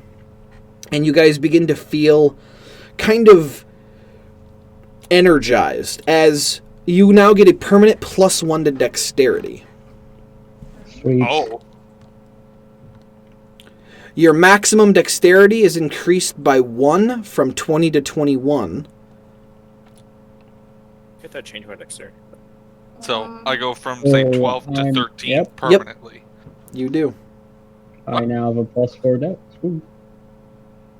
I still only have a +1 dex. It's +3 now. Woo. On top of this, knowledge begins to fill your minds. You guys now know the means to ignore the effects of the mists of elven areas, specifically those of the sun elves. Anytime you enter a forest with those that are of the high elf, and they do their rituals, you are immune to their effects for finding their villages. And on top of that, your lifespans have been increased by 200 years. Dang, I'm gonna roll all goblin kind with this power. Holy shit.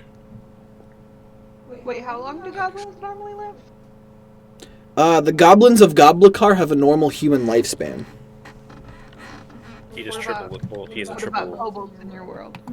Kobolds in my world can live up to, I think, about 50. So you can live to 250 there then years, Jenny. Because I think kobolds in 5e live to like 100 normally. Well, if that's 100 normally, then yes, you will live to 300 years. Do kobolds continue to grow, or do they just stop? They stop at one point. They never did any growing. We come out of the Hopefully the wisdom will grow. No. You joke, but it's actually not a negative. My wisdom is at 14. Okay, but maybe Wow. the intelligence... the intelligence then. Adventurers, champions, you are welcome here within the castle grounds whenever you so please. You will be treated like nobility, as that is what you have earned. You are being given a homestead here within the lands. Whenever you return, you have a place here within the castle. Thank you, champions, for saving my people and curing this forest of the nightmare. And on top of that, you have driven out a dragon from our lands. You have done more than any of those before you. That's my title. If there is anything we can help you with, feel free to ask, and if it is within my power, I will do such. Isha's gonna raise his hand. Yes, Blankets. then a blanket will be made with the heroic deeds you have done. Finally, I get a yes to that question. And as you guys are standing there, you guys begin to feel something at your backs or within your bags as the scrolls begin to glow. Ooh. Do not take them out right now. I keep my scroll in my pants. Yes. So you Feel a begin tingle in your pants. you begin to feel a tugging sensation. All of you begin to feel a tugging sensation. Like from the scroll. Yep. I'm gonna take out the scroll. Okay. I'm gonna unfurl it. Gotcha. No. As you take out the scroll, you can see it begins to pull from you. And as it does, immediately, involuntarily, the rest of your scrolls appear directly in front of you, floating in the air. And as the pulling continues, they collide and become one scroll before you. And continue to glow, floating there before Ish. Voltron scroll. What is Can it I say? touch it? Yeah. Yeah, Can so give me one moment, and I will actually allow you guys to have access to that as well. In Story and Info, you will find Golden Scrolls Message 4.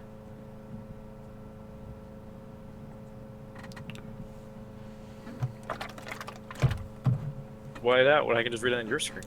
Where blood and sand mix to the sounds of chains and whips, in 3 they are, and 1 they might become. For when an ancient tomb opens to light, kings laid bare beneath the heat. You're going to a desert. Yep. A desert with. Wow, that's why he mentioned the desert earlier. Oh yeah. Specifically, it's gonna be a sauna, isn't it? I hate. You're a lizard. You love heat. You guys are months away from the Endless Rains. You guys aren't even Yeah. going anywhere close to a desert during the month of Endless Rains. Calm down. How do you know? We might just get sidetracked here for months on end. You right? just might. You just might. What if I want to spend months learning a new skill? Huh? Hey, that's on you. So, as you guys see, the scroll's light begins to die as you read it. The king goes, "Ah, and your magic declares something new. I have been told by Sindrel that you are led by destiny, and it seems that your destiny is leading you somewhere else, adventurers." No. It says we are to go to a desert, it seems like. I see. Well, did anyone read the riddle out loud? If not, he's going to ask, what did it say? Read the riddle. Where blood and sand mix to the sounds of chains and whips. In 3 they are, and 1 they might become. For when an ancient tomb opens to light, kings laid bare beneath the heat. Interesting. To me, this sounds like you are heading to the slave ports. It's the only place that I know of that sand and blood mix, and chains and whips are the sounds of oppression. Has Ish ever been there? You have, yes. Was I sold there? Yes, you were. Okay. Was I docked around there or just ish? Just-ish. Yeah, you would. It's slavery, like. Yeah. He literally got sold as a Yeah. slave. But the And riddle, then- the riddle, it says in 3 they are, and 1 they might become. That is interesting. The riddle seems to state that the Tri-Cities, which is the place that it is referencing, if it is the slave ports themselves, there are 3 places that practice the slavery and colosseums of blood sport. They are known as Jolum, Terumai, and Olukal. They are run by 3 warlords. SARS, almost. And they all fight constantly, as they have come to have made an alliance of recent times, but they are all vying for control of the other 2. And they have What race is predominantly there? humans, but you will find any mix of races there. Slaves are sold and bought as commodities, which means they are of most everything. You will find even elves there, as sickening as it is. Ah, yes, not sickening for all Elvish? the other people. Elvish slavers? That's fucking weird. No, it's the elvish slaves. Yep. Probably. Well, I mean, whether they're slaves or slavers. Some of the other races practice slavery on a daily basis, but the dwarves and the elves do not. It disgusts me that the humans are the ones that practice it the most. Right, yeah, humans are the fucking I worst. really thought it was goblins. Surprised. Well, that is across the sea. The inner seas, of course. I may be able to help you, champions. I may be able to help you. How so? I have word that some traders have come into one of our villages recently and have begun prepping to go back, but they are leaving and heading that direction anyways. Do they have boars? No. No boars? He looks concerned. Why would they have boars? Oh, just a trader. That way now. I see. No. They are from the kingdom of Onyxria. They... Huh? No. I just said, Love Onyxia. Onyxria. Onyxia. Yes, Onyxian dragon! So, well, Black dragon.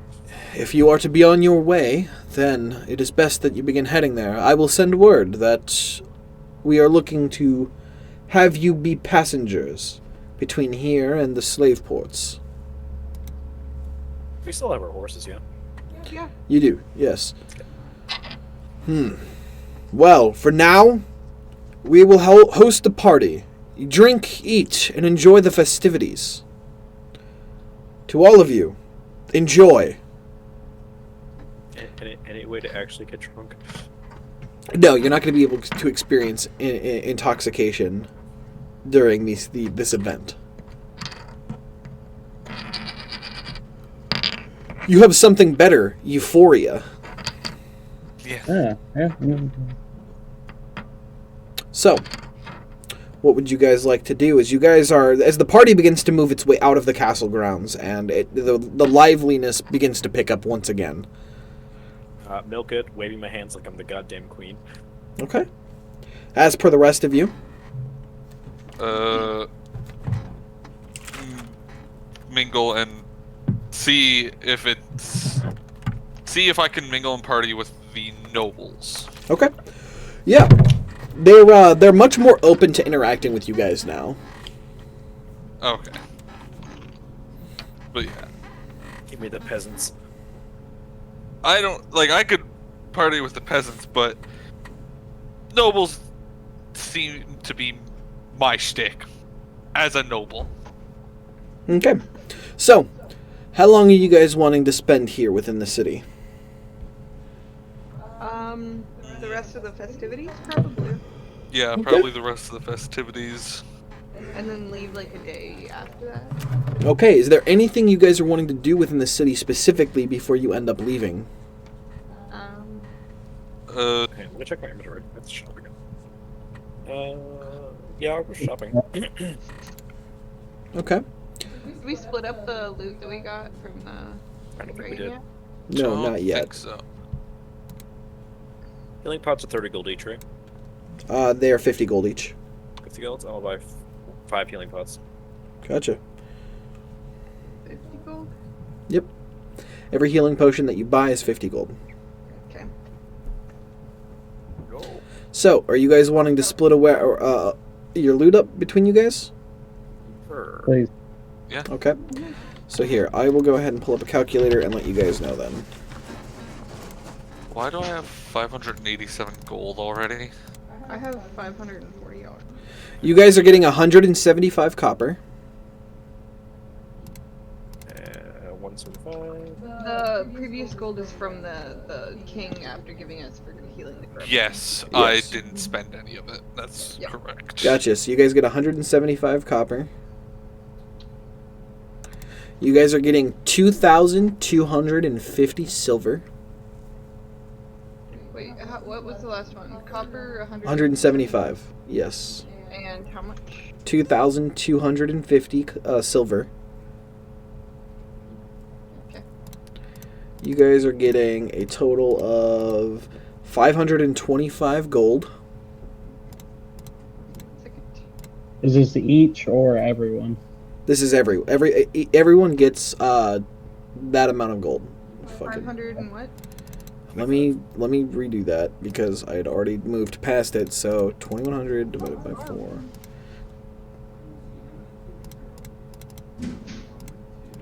You guys get 525 gold. Okay, and then you also get platinum. So you guys are going to get... 2 people are going to get 7, and 2 people are going to get 8 platinum. I will volunteer for 8. It's like a 7. I'll take a 7. Okay, so I was Garnet about to say I was and gonna Ish take the 8. 7, but alright. How much is it total? 8 platinum. And then everyone else gets 7. And then you guys have 4 potions of healing to split up between you, and 2 scrolls of poison spray and beast bond. Everybody take one. Just take one, yeah. Yeah, take 1 potion of healing. Okay. And And a spell scroll of poison spray and a spell scroll of beast bond. I recommend Jenny having the beast bond. I can't use scrolls, can I? Yeah, you Yeah. can. You're Anybody can use scrolls. Okay, then yeah, I'll take And the beast. I'll also recommend Zap having the poison spray since he's the one not affected by it. I'll take it, yeah. I'm technically resistant to it now. That is true. Well, once you attune. Yeah, 115. So, as per the rest of you, if you want to do your shopping, keep that on a list, and we'll do it once we end the session here. I mean, See, I wasn't looking for like specific things on shopping, but like, is there any store that has magic items? Because I know some stores don't have a whole list of magic items and only have specific ones. There are a few crafters that you can buy specific magically enhanced items. Yes, enhanced or like actual magic You're, items? Or is it they're like magic. one- They're magical items, but you're only going to be able to get ones that enhance attributes, like the boots of Elvenkind and stuff like that. Okay. What about stealthing? What's up? What about anything dealing with stealth? The boots of Elvenkind give you advantage on stealth checks made in, I think, specific areas here. Boots of Elvenkind. While you wear the boots, your steps make no sound regardless of the surface you're moving across. You also have advantage on dexterity stealth checks that rely on moving silently. Okay. I would like to buy those. Then you're We looking already at got some. 2 people got some. Who's currently Yeah, got I the... got one. You got a pair of boots, and then I think I didn't have it. Ondariel has the other pair. I don't think no. 'Cause I there took were- the plus. I took the armor necklace. I took Uh, bracers. Gotcha. So you already have a boots of Elvenkind there. Zap. So, okay, then I'll put them on. Yeah. Because they don't require attunement. Do they Yeah. add the AC? No, they don't do anything other than give you advantage on stealth checks. Ooh, thank you. Yep. What were the other things that we got from the Green Dragon? Or no, not the Green Dragon. It was something that we got. The Elven Royal Reward gave you 2 bags of holding, No, it was something I had. What was it? bracers of archery. The The Ring of Protection. yeah, the Ring of Okay, Protection. right. Yeah, I was you- gonna give that to Bailey. Okay. Is Yeah. there a place I can go to get a magical shield of some sort, or you can go to the crafters and let's see. Let me open up the Dungeon Master's manual, and they may have a means for you to do that. Let me give me one moment. I'll go in the dungeon masters too. Don't worry, you don't have to. You can keep on doing what you need to. Nope, it's good. I can talk while going through this. So, as for the rest of you, what would you like to do? Well, Can I? Okay, so hold on. Can I do anything with the magic longbow? Like, I mean, it's a +1 longbow. yeah.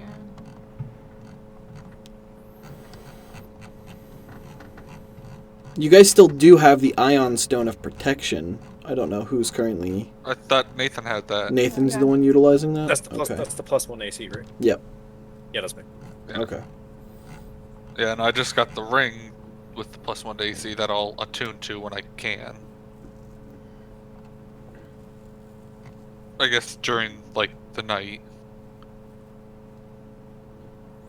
Gotcha.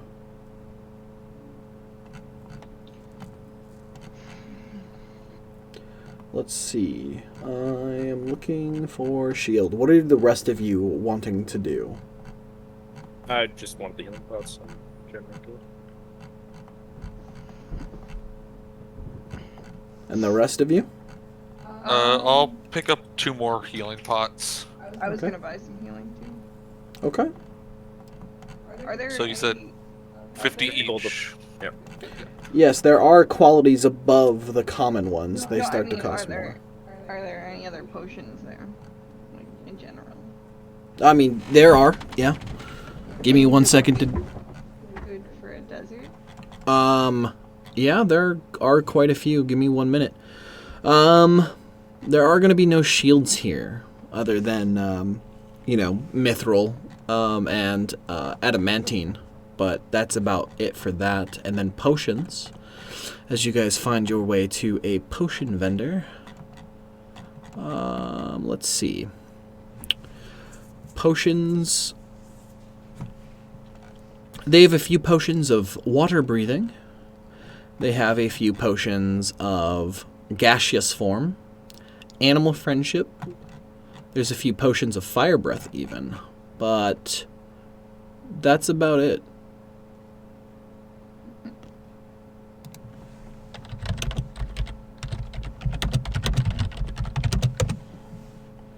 Is there a Pearl of Power around? No, there is not. Okay. Shit. I mean, but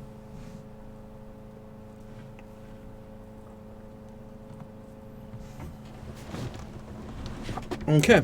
out of sheer curiosity, can I drink a potion while being disguised? Can you drink a potion while being disguised? Yes, yes, you can. So if I drink a potion of fire breath Mhm. while disguised, Yeah. What about doesn't it? break doesn't break my disguise. Um. I mean, you're whatever you're disguised as, fire. Let's see, because if you can't do anything else, bump into you.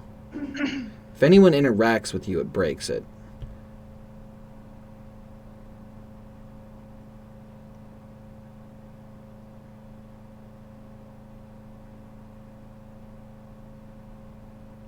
Yeah, I mean, yeah, you could disguise yourself and then breathe fire. There's nothing against that. Grab a potion of or gaseous form and fire. Potion of gaseous form and fire breathing is what you're Yep. looking for. Okay. You're looking at a total of 250 gold for the potion of fire breathing. Yep. And you're looking at... trying to think of how much for the gaseous form. Give me 1 moment.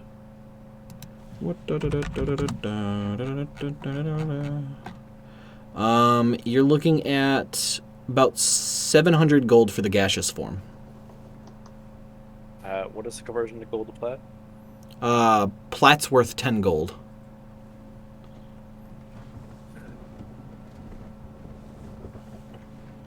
Okay, it's just fire breathing. Okay. Yep.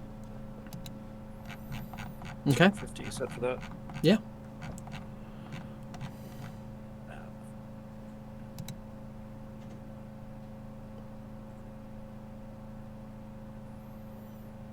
How about I think I found something Okay. on a shield. It's literally just called animated shield. They don't have animated shields here. Oh,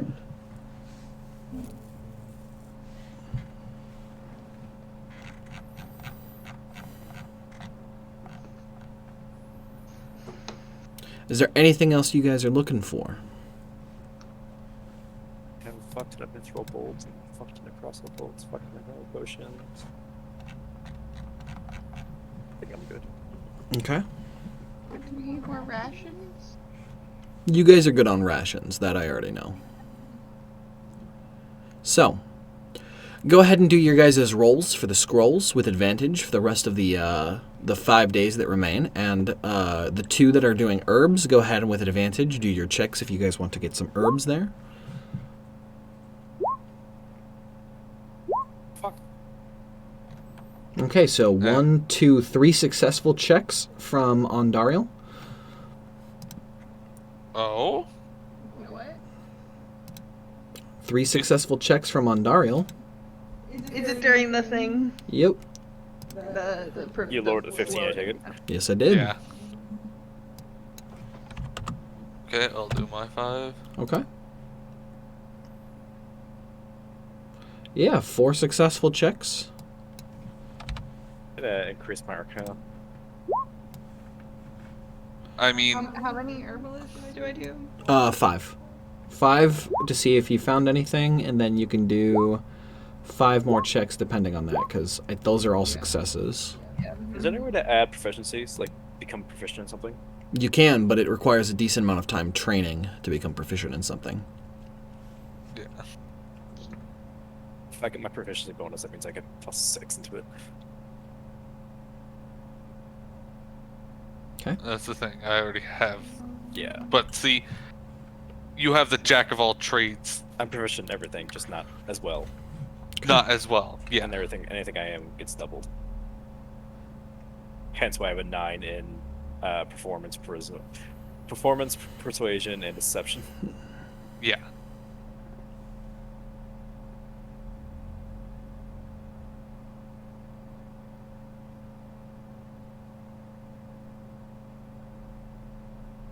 So, as you guys continue your festivities, the event continues to go. Every night, it begins to build up energy, and then the wisps come out, and everything continues to go. For the 5 days, you guys are well rested. You don't ever feel the desire to sleep, though you may if you want. The partying continues. Great food. Everything tastes more rich and flavorful than it would normally without the effects of this event happening. So do I not get full if I don't get? You what? Will I not get full no matter how much I eat? That is true. You will not get full no matter how much you eat. I'm gonna eat these people out of house and home. Fools! I don't think you is can. bullshit. Wait, that means So- I can charm literally the full city. No, you have to concentrate, don't you? Charm person is a concentration. Yep. I can heal the full city. Yes. So, Good, yeah. as your guys' events continue to go, you reach the 5th and final day of the event happening. And as the night Charm person begins is to not a come, concentration. and the Oh, it is wow. not. So, as the night begins to come, you do know that they're immune to charm, right? Yeah, with the effects that they're getting. Elves are immune to charm. No, Just Oh, flat. elves are just immune to charm. Yeah, just flat. They're just immune to charm. It's funny that you would try. Yeah. Yeah. So, as you guys go through and the ending of the 5th night of the event happens, and as morning begins to come, you can finally feel the energy fading from you guys. As you guys have finally, everything begins to catch up. Immediately, exhaustion hits you. You feel drained, exhausted, your muscles feel weak from all of the dancing and the partying. You immediately feel sick to your stomach-ish, as you have eaten more than you should have ever eaten in the first place. But your body manages to hold it in, as you just feel very uncomfortable at first. Oh no. Immediately, How hungover am I? you immediately not only have a splitting headache from all of the alcohol that you have drank to an excess, but you also have used so many spell slots during the entirety of this event that you are now taking 30 points of force damage as you are exploded into a tree out of nowhere. And immediately you have the most killer headache. Being intoxicated and having a hangover isn't even the beginning of how bad this headache is. You can't even see straight is how bad your head hurts. As everything for the past 5 days has finally caught up to you guys. And immediately, the elves begin to disperse because they are now experiencing the same effects, but they are smart because they've been experiencing this for years. And they are perfectly fine with going to meditate for the next 24 hours to cure themselves of whatever ailments they have. However, most of you are not that smart, nor did you even try to ask. And now you are experiencing the side effects of the Dance of Dryads. Worth it. I mean, You now have 3 levels of exhaustion. Wait, really? I'm Yes. just gonna sleep up into this tree. Yeah. so I will say I partied the night we became heroes, and then I probably just went about my normal day. Am I still that exhausted? You are, because you hadn't slept.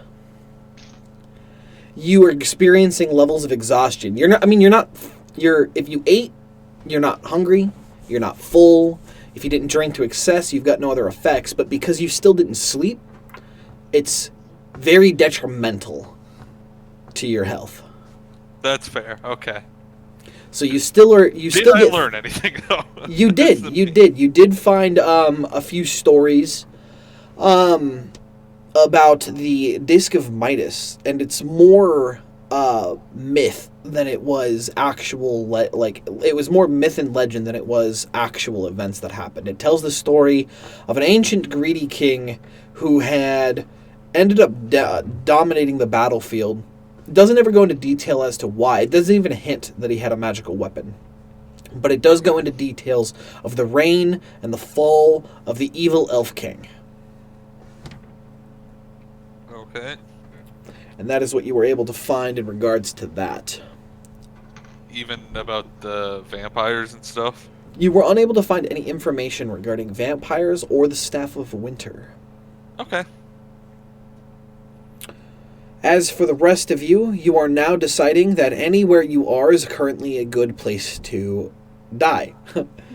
And you now fall asleep. Like koala the tree I'm pinned to. Yeah. Koala. Yes, you can. You just drop unconscious instantly. First, I'm gonna pull out my 4 blankets now from my pack, and then I'm gonna collapse. Yeah. Gotcha. So, over the course of the day, as for the rest of you, 2 of you have fallen asleep. What are the other 2 doing? I need to relax. I want this exhaustion gone. Gotcha. So what are you going to do? Head back to the inn? Head back to the inn and ask the local dwarven innkeep if he has anything to get rid of this hangover. Ah, no, my friend. Nothing for the hangover. Nothing that the Dance of Dryads does to you is far more potent than anything I could give you. Oh, I still have a hangover cure. You were right, you do. It won't work. Go sleep it off then. Aye, here's some water. And he places down a huge, barrel of water. Be like, if you could carry it, take it up with you. You're gonna want it. Attempt to do it as hard as I can. He's gonna laugh and be like, I'm kidding, here. And he pours you a huge, water skin that you can carry, and then he hands it to you and be like, that will help. Thank you. And you head upstairs and immediately pass out. Garnet? So out of the days, didn't find anything. Just going to walk around the town and see how... I wouldn't say everyone's doing, because I know I guess I don't see anybody bustling around town.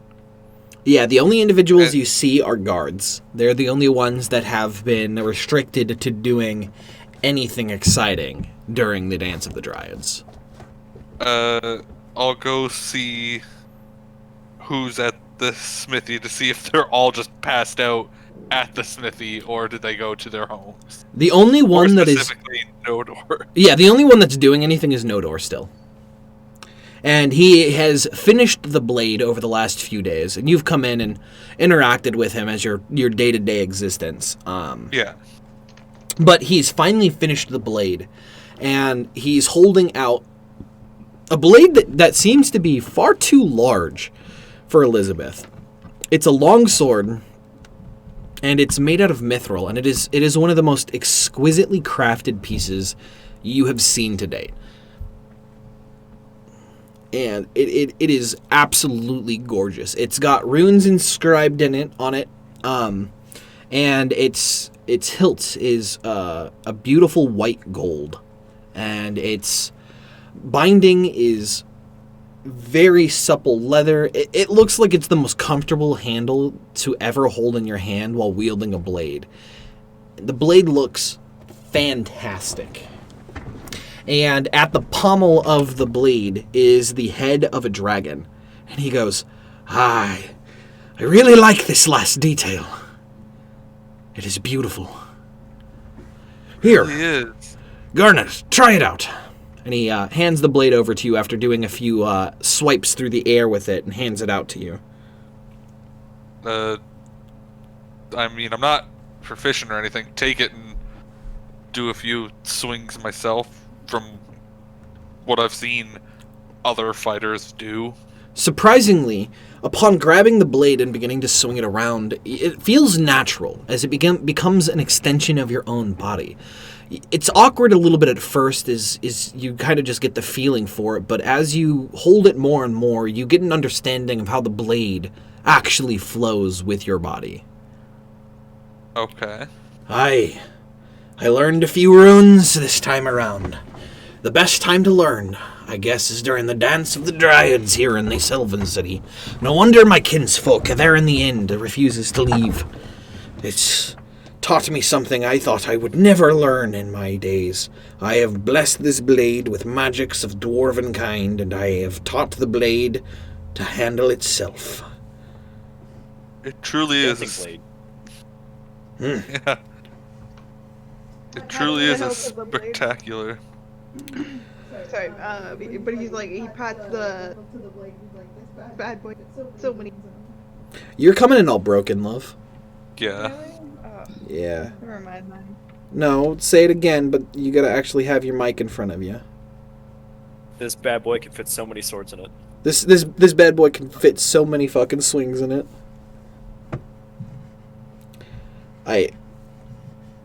So, How are you feeling, Nodor, after doing all this? Have you slept at all?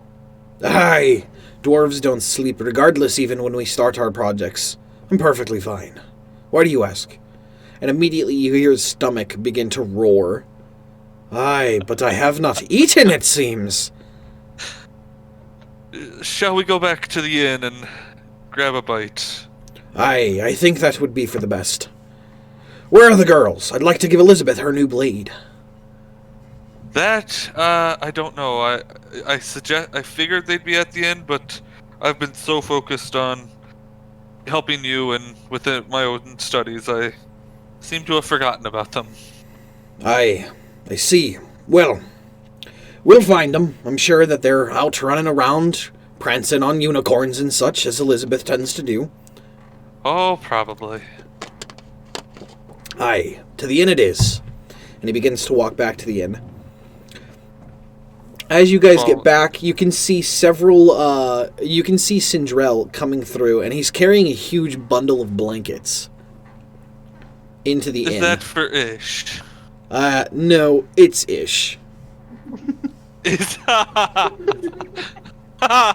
He's basically like grabbing this huge bundle of blankets. It's like a massive blanket. All you can see is a tail hanging out one end. And he's like, yep, found this one just laying in the middle of the road. I'm surprised he hasn't found me, honestly. You're already back in your room. I crawled a tree. Yeah, and he's already put you back in your room. Damn. He found you first. He used magic. He used the magic to put you back in your room because he can't carry you. If she could just lift up and, like, put in the room, into the nest of blankets that's there. Yeah. Throw him in. Open the door. I don't know that he's found you. Have you found the musical one? Yes, I have. And he is, currently resting soundly in his room. Let me put Ish back. He walks up the stairs, ends up putting Ish away, and walks back down. And the girls are sound asleep as well. Have they been up all this time playing their games? Reza has intelligently tried to sleep during it, but of course, she's smarter than Elizabeth is. And Elizabeth has been running around the forest chasing the unicorn for the past few days. And I'm assuming keeping pace with it. Oh, more than likely. She will be asleep for at least the rest of the day. I do recommend you get some rest. The effects of the Dance of Dryad are still happening, and it will ensure that the exhaustion you're feeling is alleviated if you sleep during this time. Oh, I definitely will go take a nap, but we need to eat some food first. Ah, yes, of course. And you can hear upon that, the innkeeper bursts through the door carrying a huge platter of a bunch of different food and sets it down and goes, I was thinking the same thing. I'm a bit hungry. And he sits down and he basically goes, dig in! And he begins to tear apart like a huge hog on this thing, and there's a bunch of other dishes around it as well. Could I cast, I don't know if I'm too far, cast a message to Ekerb and let him know there's food at the end if he's hungry, if he's not passed out? You can reach him with message, and he goes, ah, yes, of course, I have not slept in... What day is it? It's, that's what I'd like to know as well. We should all take a rest. Ah, of course. I will be back in the inn within a few hours, then. Few hours. Good enough. I'll let the barkeep know about that, and probably have some food prepared for him as well. Aye, will do. There'll be extras, and I'll be up for a little while longer. I'm quite accustomed to the Dance of Dryads every year, and, it's the best time to get any work done. What did he do? Aye, I've added a stable, of course. Not surprised. Aye. Not surprised that you dwarves have made beautiful things. Aye, best time to get out of the hair of the elves and do things like hunting this boar, for example. They allow it, but during the Dance of Dryads, they almost prefer it. Twisted as that seems. Hey, whatever they care about probably doesn't matter. And the Dance of the Dryads. Aye. Well, get your rest. And he's going to, as you guys finish up your eating, and then you guys get to sleep, and manage to sleep the rest of that day away into the next day. You awaken the following morning, 24 hours later. Still exhausted. Nope. You feel refreshed. The levels of exhaustion have gone away. After sleeping that long, I'd still probably feel a bit exhausted. I mean, you would feel tired naturally from just oversleeping, but, Do like... I still need coffee? Yes, you would still need coffee. Oh, God, you'd need coffee. You'd probably need another full big boar meal. But after that, you definitely do not feel nearly as terrible as you did after the immediate effects wore off from the dance. You can see the entirety of your guys' party down there already kind of just relaxing. And they all look up expectingly, and they're like, ah, finally.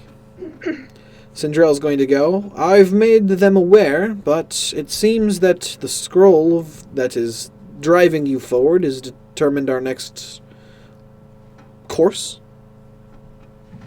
Next location? Yes. Adventure. Oh, adventure indeed. I've gotten word from the king that we are to make hastes, and I'm going to be doing something that I don't normally do. Making haste? Making haste with something. With us? Yes, I will be teleporting us all to the port, where we will be separating ways for a little while. You guys are to make haste, because Reza has informed us that something needs to be done. And Reza goes, I can tell them. Adventurers, I have something that you need to know. Where you are going, you are needed far more than we are, and the ship you are about to get on is a tide skipper, known for traveling very quickly over the seas. We will be unable to go with you, as it does not have room for any more than just you guys. We will be taking our own ship with the horses and the gear, and all of us, across the sea and traveling from the north down to the slave cities and meeting you there. You have things that you need to do, and you need to be there before we are. Well, that's, We're splitting the party. Yes. Do not worry. We will see you again on the other side. I also feel like if we truly need it, you guys can get in contact with us pretty easily. Sindrel has Sindrel. divination. Yes. Sindrel has the means of communicating if need be, but you should all be fine. I expect that as well. Good. I don't. Ish is just like, no! Family! Ah! So, you guys are going to eat this morning, and Sindrel's going to be like, are you ready, adventurers? I will be taking you alone so that you may get ready and begin your travels, and we will be leaving shortly thereafter. The elves have offered one of their royal ships, and we will be traveling within a day or two after you. We will be taking the horses, of course, and all of everything else. If there's anything else you need to leave with us, you can leave it here, but if not, I'd recommend taking what you need. Simba. Simba. I'm taking Simba. I don't know. Simba's not gone. I mean, will Simba survive in the desert? I don't know. I think we're ready. Yeah, I Should don't I think leave- there's... As long as we have all of our supplies. We're teleporting, right? Yes. I'll take Okay. Simba. We don't need to leave him. Okay. I will ask Nodor, while we are away, do you think you can make a shorter version of the sword you made for Elizabeth there?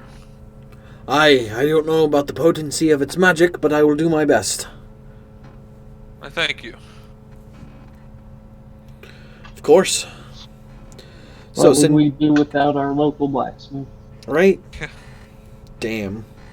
So, as for the rest of you, you gather the remainder of your belongings and meet Sindrel down in the area behind the inn. He's already drawn a large arcane circle on the ground and goes, stand in the middle, but do not disturb anything, please. Okay. Well, you might feel a little bit queasy, and I would recommend relaxing. Hmm.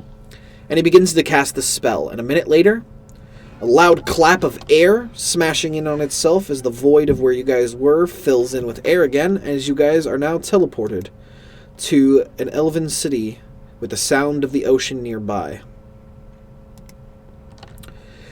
You guys arrive Sounds there. like home. And you guys, there's a ringing sound in your ears as you pop back into existence, smashing through the area as a loud crack as you guys appear.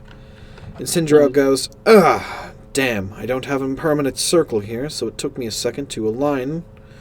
But we are here successfully. He coughs a little. Is there a chance that we wouldn't have?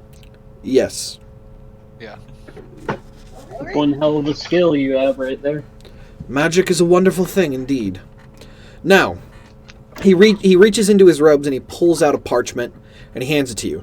These are the royal orders from the king and a request that the owner of the tide skipper one second, I actually gotta fucking read the name of the ship, because the Dawning Light. Tide skipper Dawning Light is the ship that you are looking for. When you get there, show them this parchment. They will know that the king has sent you and that they are to escort you and to the slave ports. I don't know how close they'll get, but they'll get you there in one piece, that's for sure. I know the captain of the ship. He's a good man. Used to adventure with him. You seem to know a lot of people, Sindrel. I've been around the world many times, and many more times yet to come. And it's just a small world, it seems, as we've met quite a few people that I know. But for now, I have something else. I have a feeling that we will not get there in time, but I know there is something there that you will need to do. So he pulls out one of the devices that he gave you here in the forest, and he goes, Here. Here's one of them, and here is a backup. And he pulls out a second one, just in case. Okay, so whoever has bags of holding. I'll throw them in mine. I mean, you could separate them. So that Actually, yeah, it might be good to separate them. I'll take the other one in my bag. Okay, so he's going to go, So, I've given you both of these. I did not put the same enchantment on it, and it will not let you know that it is near where it needs to be placed. I assume that you will have the intuition needed in order to do it. I trust you, adventurers. Now, is there anything else you need from me before I take my leave?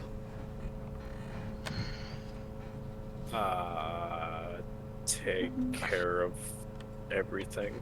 Take care of everyone. Take care of my ship. Yeah. We'll Don't do think adventures. we needed to say it, but take care of everyone if you can. We will Joe, see you see again monsters. shortly. And you the same, my friends. Be safe and travel with haste. And be careful. You never know what you can find. And he then pops out of existence. And he's gone, just like that. I've got to learn that.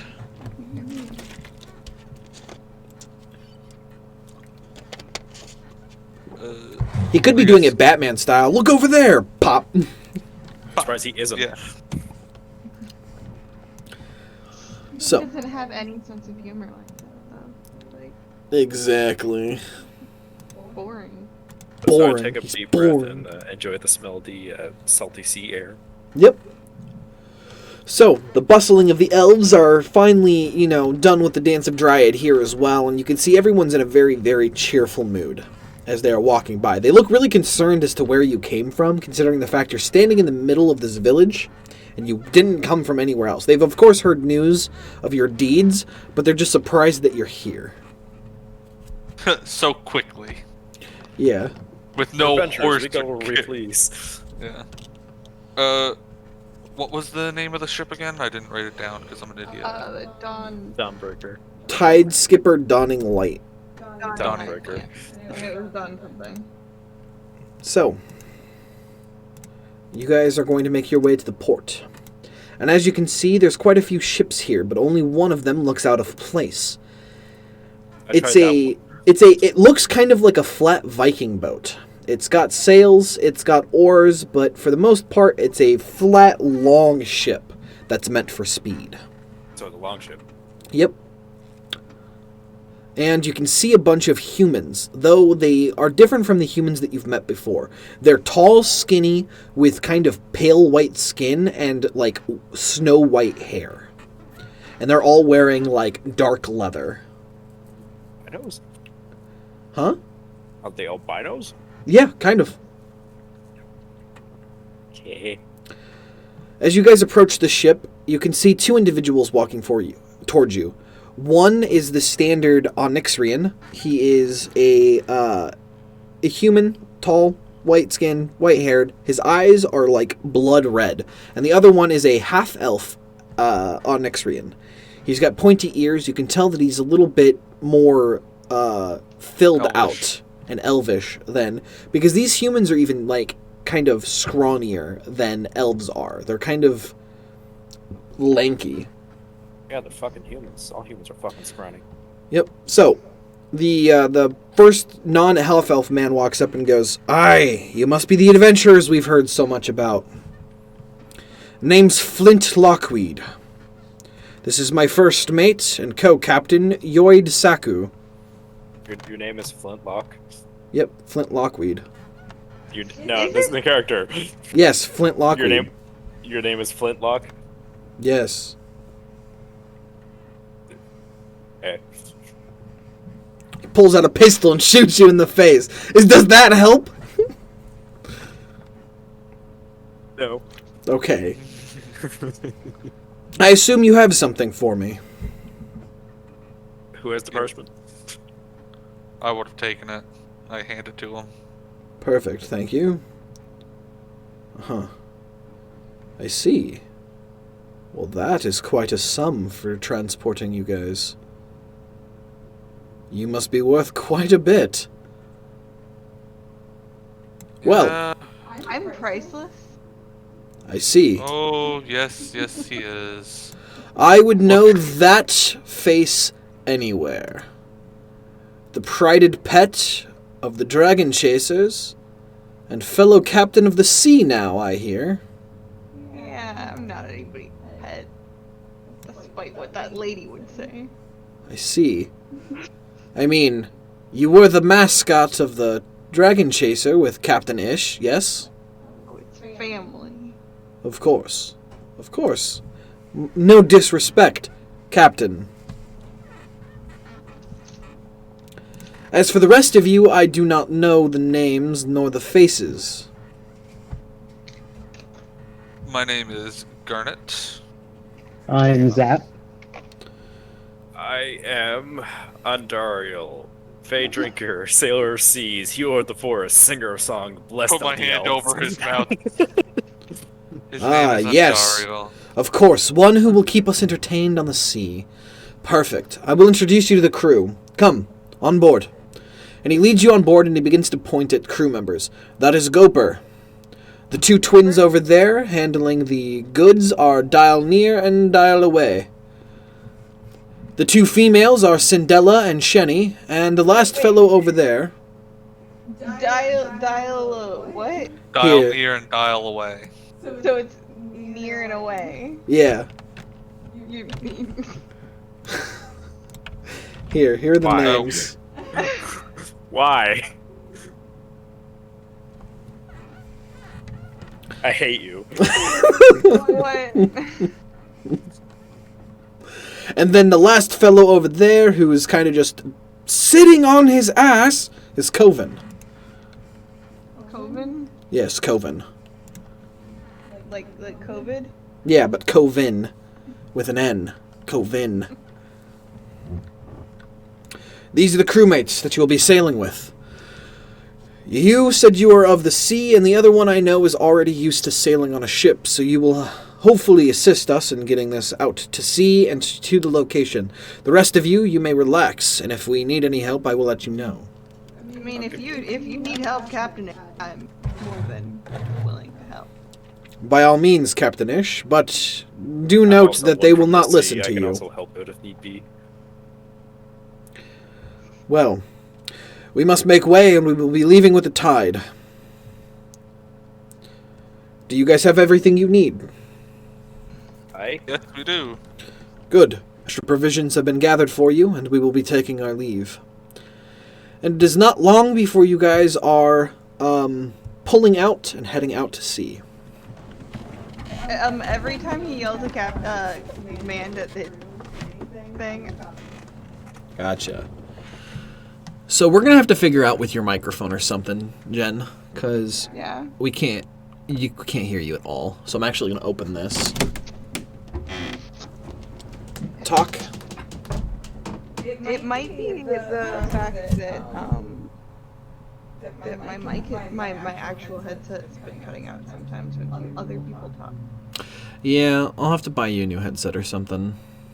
I don't know what's wrong with it. I'm not It having might any just problems be now. old. Yeah. Well, the thing is, it's as old as my headset is now.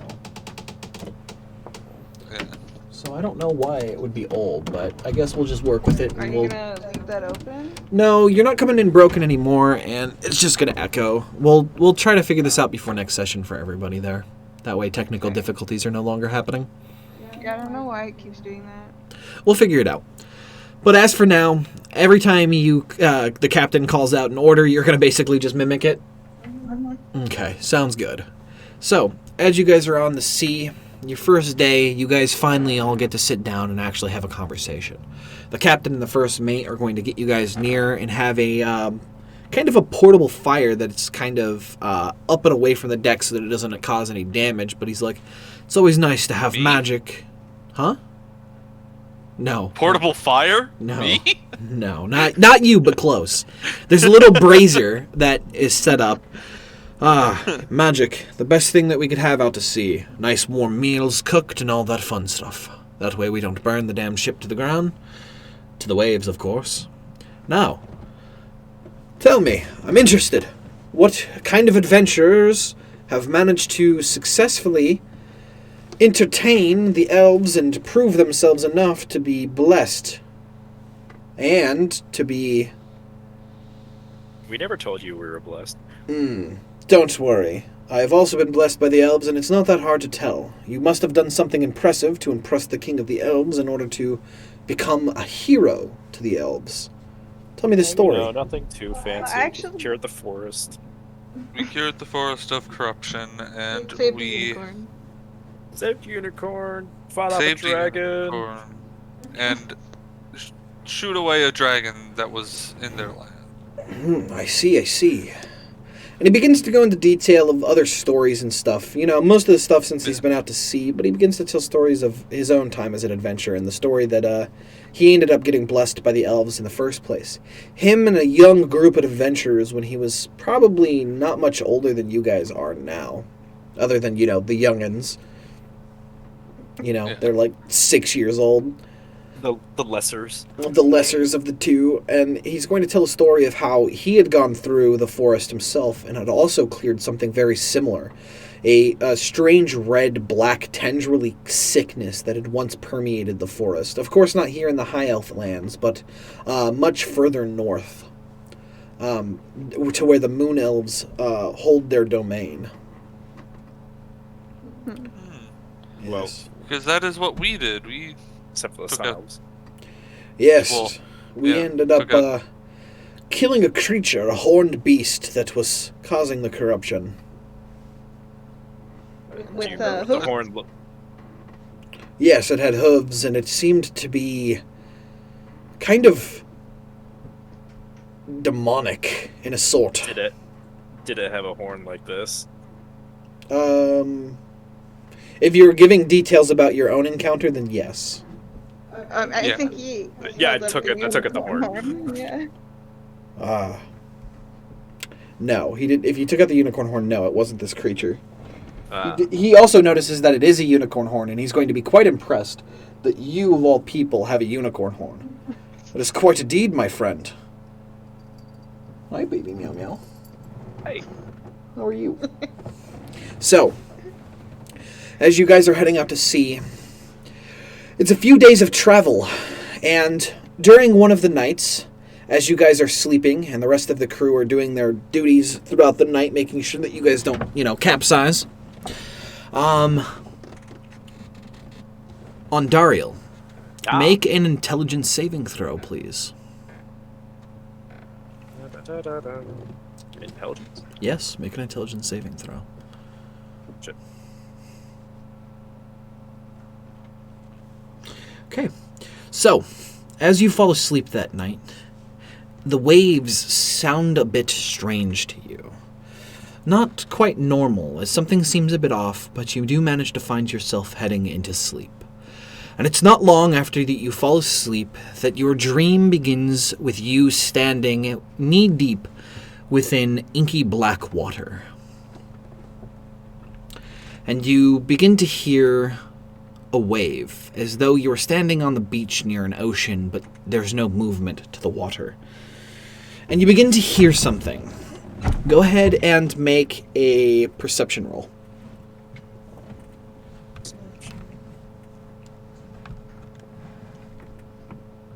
What the fuck? Oh.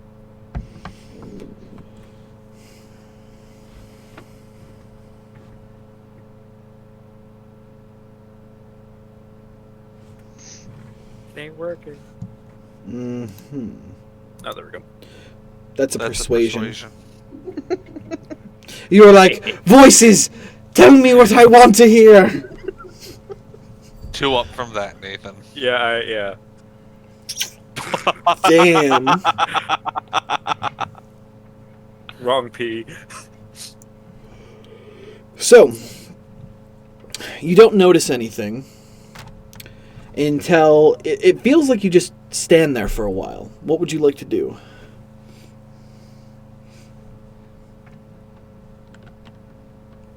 Look around, see if I can see where the sound came from. The sounds seem to be coming from everywhere. It sounds like you can head in any direction and find the source of the sound, but as far as you can see, there is only like purple black above you, as though you're looking at a night sky filled with no stars. And before you is inky black water that just it looks like you're standing in water at night with no stars. I'll walk forward, Okay. screaming hello. You begin to walk forward. Every time you begin to scream, no sound comes out of your mouth, but the sound seems to bounce out and not return, as though it is not able to echo off anything. Next, it's a little while of you wandering forward before you begin to hear something. Finally, your passive perception begins to pick up a sound. At first, it sounds like someone muttering. And then it begins to pick up in volume. And then you slowly start to make out that it's words. Are you listening? If I say no, You are here. The depths call. don't like that. The depths are calling. We are awakened, and you can hear me. I hear your song. Tormented, driven, insane. We can bring peace. We are listening.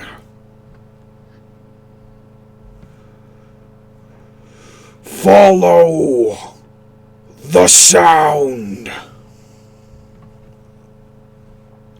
And the sound begins to fade. I follow it.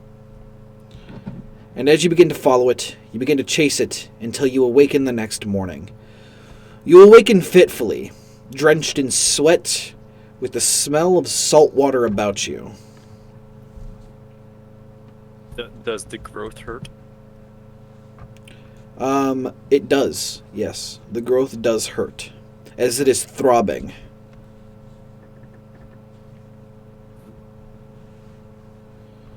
You awaken, and you can begin to hear shouting from up above. The rest of your party members have woken up, and what they were experiencing before you awoke is this. You guys woke up and came up to the top of the ship.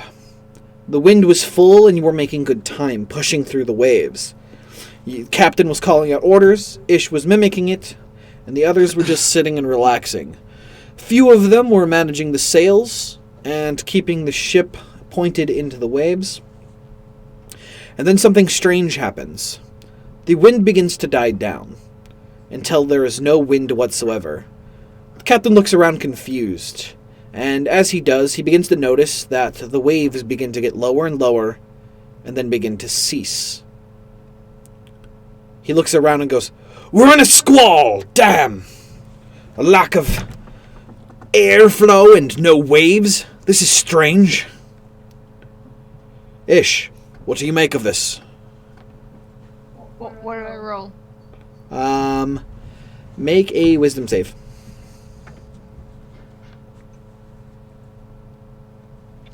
You know that you guys have just entered a dead zone, that the lack of wind is absolutely abnormal, but does occur naturally occasionally, as well as the waves don't normally die down to absolute stillness, but that is where you are at now. One of the crew member goes, "Well, we could just pull out the oars and we can do it by hand." Captain nods in acknowledgement, and he goes, yes, you can. So, crew, grab the oars. Hand a couple to our guests here, and we'll make our way. and I'm going to get you guys over to the ship here. But as the oars are starting to get gathered, they look around and go, "Where's Coven? He's down below grabbing something," I thought. Well, that's what I thought as well. And this is when Ondariel comes up from above, or from below the deck. And this is where you guys are at. Who did? Oh yeah, Coven. Yep, Coven's down below, sir. And then you guys hear a resounding, like, thud. And from the origin of the ship, a ring, like a tiny wave, like if you had dropped a pebble in still water, the ring begins to emanate from the ship outwards. And then fades. And then another resounding thud. And it seems to be coming from down below. No, no, it's COVID. It's COVID, oh no! I suppose somebody should go check. Yeah, I'll go down and check. Okay. So you head down below decks, and you begin to hear a strange noise coming from the bow of the ship. And as you make your way there, kind of crouched down and walking towards, you finally get to the front of the ship to see an individual, Coven, but he's got barnacles all over his face, and his eyes are bleeding, but the blood is clear. And you smell the pungent smell of salt coming from him, and he goes, "I could not stop the sound. It's coming! It's coming!" And What's coming? you finally, since you are now below decks, you hear the sound of a bell thudding from deep below, as it's not coming from the ship, but below you. And it seems to echo and vibrate throughout the ship. "The beast of the sea! We're all dead!" And immediately you can hear the cries from up above, because as that is happening, 10 large tentacles erupt from the water around your ship. Well, I guess we're all coming now. Do I see the tentacles from like a port? There are window no windows down below. Okay. You just hear screaming from up above as these large tentacles erupt from the water. Here, I thought this was just a myth. Right? Have I heard stories of it? Yes, you have heard terrifying stories of creatures Leviathan-sized that dwell deep within the sea, that to capsize ships and tear it apart. You know this creature to be the Kraken. Do I know any specifically with the sound of the bell? No. No, you do not. Do you know the sound of me screaming Kraken? Kraken! As you guys are now thrust into the throes of battle, everyone roll initiative. Fuck, I'm down Play below. Pokemon music.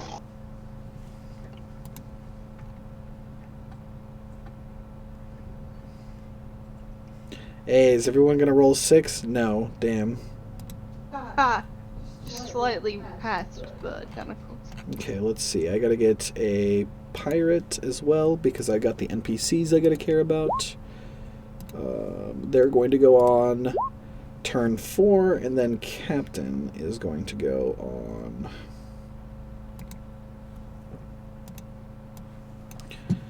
Let's see. He's going to get a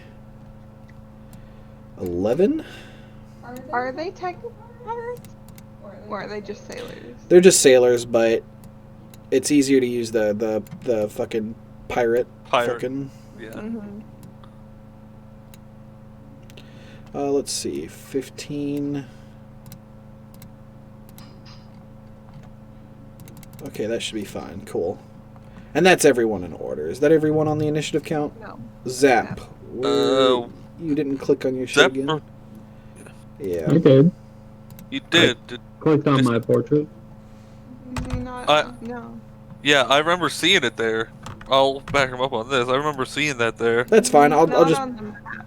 Is he? Yeah, he is. Yeah, he is. Oh, no, yeah, there. He's right there. Okay, everyone's on now. Cool. He So. rolled a 12, not an I 11. smell a reroll, like... Yeah, that is right.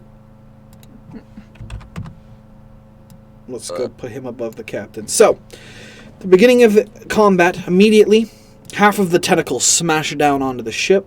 We're going to pick this one, this one, this one, and this one.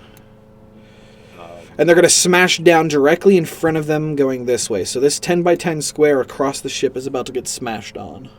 Should I be concerned about this one? You should, yes.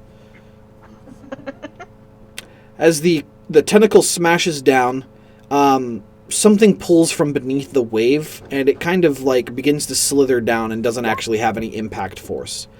The next one is going to be the one on Zap. So this slam is going to come down in that area. It's going to be a 31 to hit. Oh, what? A 31 to hit. It's going to do 23 bludgeoning damage. I love how you paused there as if you were expecting him to say, "Hold on, let me check." How much? 23 bludgeoning. 23 bludgeoning. Do you have Yep. uncanny dodge yet? That's within the 18 AC, damn. Yeah. So, next is going to be the one smashing down over Garnet. What? I'm under the ship. Oh yeah, you're Like sorry. That's just smashing down onto the ship. It's going to deal 50 points of bludgeoning damage to the ship. And then the one on top of Ondariel.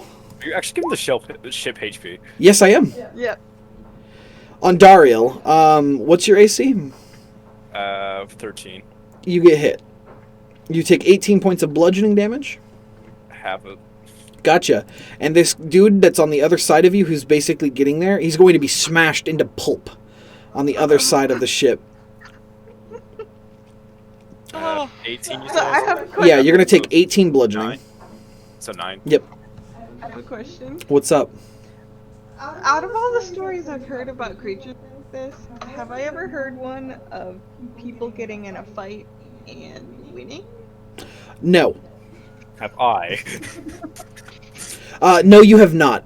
These Leviathan creatures usually sink the ships, and if they don't sink the ships, most of the time, most of the crew is ripped off and dragged underwater that it's unpilotable.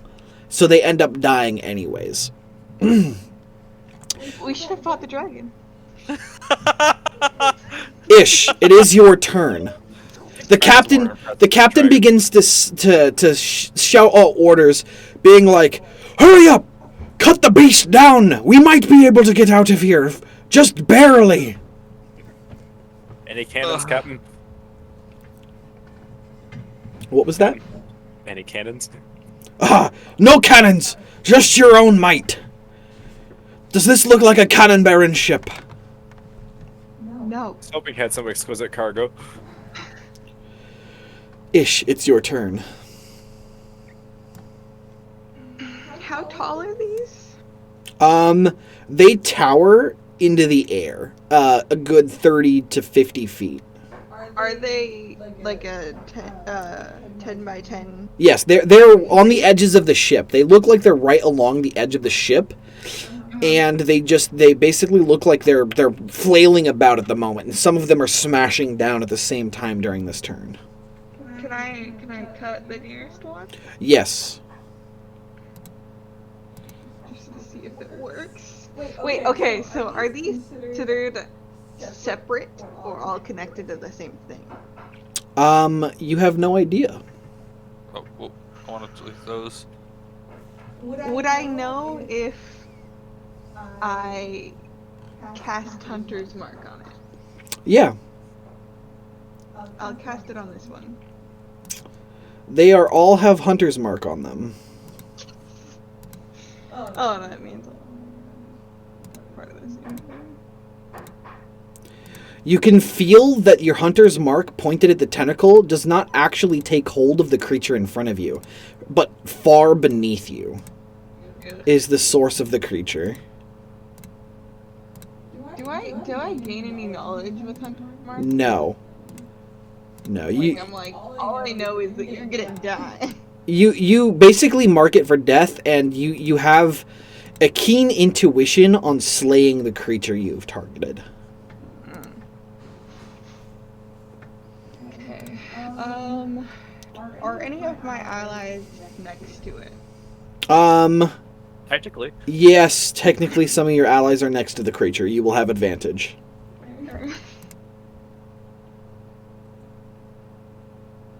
I'm gonna slash the nearest one. Gotcha. So as you begin slashing, you thinking this creature is blubbery is a complete mistake. As your blade smashes into it, you can hear the screeching of your blade hitting something far harder than it. Oh man, that means your adamantine probably is the only one that... So I'm adding Kraken Slayer to my list of titles. You're gonna need a song just for your own name. So, what else would you like to do, Ish? Use my bonus action. My action. That's probably it. Okay. Next is going to be Zap. Okay, so how close do I have to be to take a swing at the one that just tried to smash me? You need to move 5 feet towards the edge of the boat. As it slammed down, making you prone, and you have to get up and walk I'm over. okay. Yeah. So get up then. Yep. And then you can walk over. Yep, over to the edge of the ship. And that's my full action. Getting up is an action. No, it's not. It's a movement. Okay, got you. So I'm gonna take a swing. Yeah. Yeah, 18. It misses. Damn. We tried. Next is going to be the captain, who immediately goes, "Fight for your lives, or we're all going to die!" And he's going to make a double scimitar attack there. Or he's going to make 3 scimitar attacks. Let's go 1, 2, 3. He manages to actually slash through with his blade, doing a total of 13 points of damage to the one that he's next to. And after this, he begins to head down into the captain's quarters there. Why? Garnet. Don't I have higher decks? Huh? Don't I have higher decks? Yeah, you do. What's your dex? I have a 16. So you Yeah, got you plus have 1 to much higher. dex. Yeah. Yeah, I only have a 13. But I have plus 3 to decks. Yes. Which means that Dario will go first. On Dariel then. Fine. Can you describe what's happening to the tentacle to me? The Like captain's... on me? Oh, the captain Like- on you. It slammed down, prone to you, and then came back up. As they're all just lashing out and slamming into the ship. So, how do I hit it with a sword? Walk up to the edge of the boat and start slashing at it. Okay, Or you wait, can- So, Huh? so it's hitting the same spot repeatedly, yeah? Yep. Can I just put my sword out so it hits itself with the sword? Sure. Alright. Do I have to roll an attack roll for that one? You're going to prep an attack roll, sure, but that's going to wait until it smashes down. Using its own weight to stab itself. Garnet. I recommend spears for this one.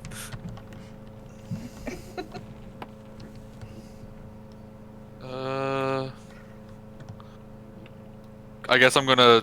How much movement would it take for me to get from the bottom of the ship up? You could get up there in 1 turn. Okay. It's not a very deep boat. Okay, yeah, I figured. She said. Ha ha ha, you're so funny. I know, we keep it classy in the stream. Yeah. What the fuck is that sound? Helicopter. Or are you playing actual music? No, it's helicopter. It's like the 3rd one now, though. Yeah. Weird. I'll run up on top of the ship.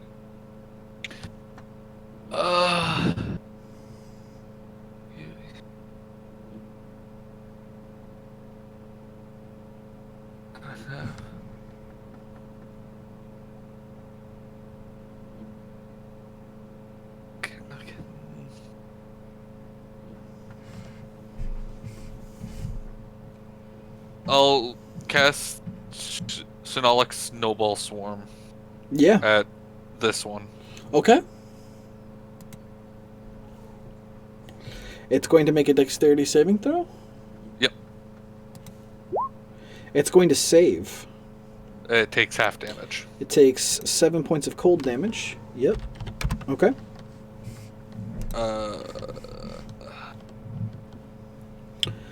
You begin to conjure a bunch of snowballs that begin to slam into the tentacle. It seems unfazed by it.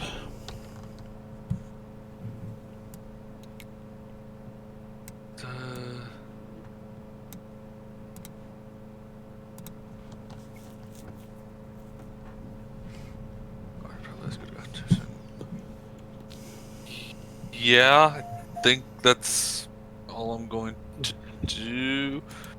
Heights. Yeah, I can't really. Gotcha. The pirates are gonna go, or the bandits, the crew are gonna begin slashing, and they're gonna do no damage to the tentacles. It is going to be the tentacles' turns, and they're gonna begin slamming down. A trigger happens. That's if the tentacle above you is slamming down. So these two crewmates get grabbed and tossed off the ship. Oh no. Ah! Who were they? Were they the twins? No.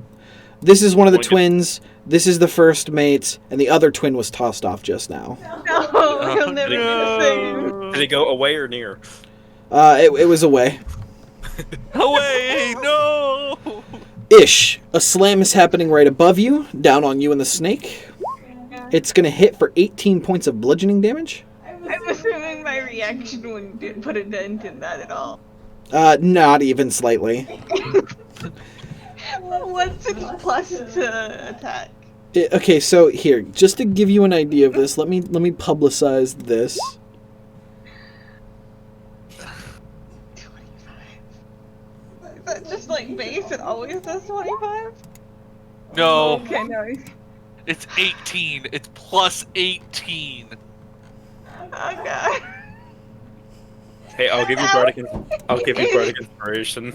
No, because my AC with my Oh. the plus. So there's absolutely no way I can save. So yeah, you take 18 points of bludgeoning damage. His 18 was relatively low in the spectrum. Yeah, could have probably, done much worse. And your snake also gets hit with that same attack. Oh no. And then the last one to get smashed is going to be this dude over here, and he's just going to get turned into red pulp on the edge of the ship. The tentacle above you did not slam down on Dariel. Aw. You wouldn't let Was that the captain? No, the captain's over here. And then the first Oh, mate's here, and he's currently, like, slashing and shooting a crossbow at the tentacles, but he's not getting anywhere. Ish, it's your turn.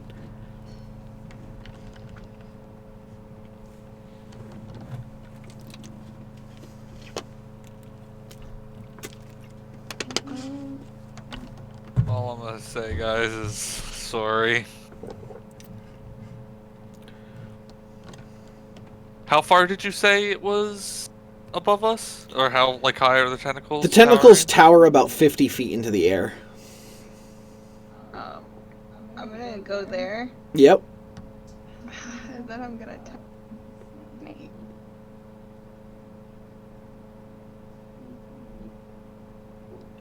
Attack one of them. I don't really care what. So, you're going to attack one of them. Which one and with what? The snake.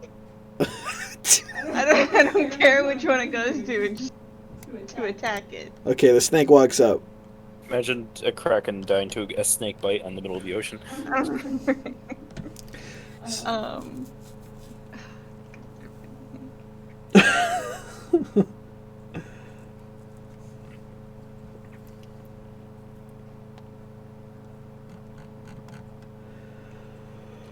The snake misses barely. You're right. You're 1 point under being able to hit. Really? Yes. 19.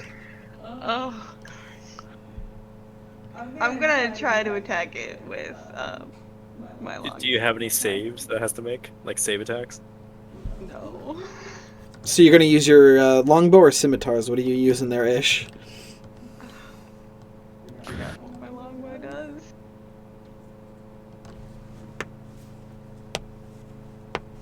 It only does plus d6.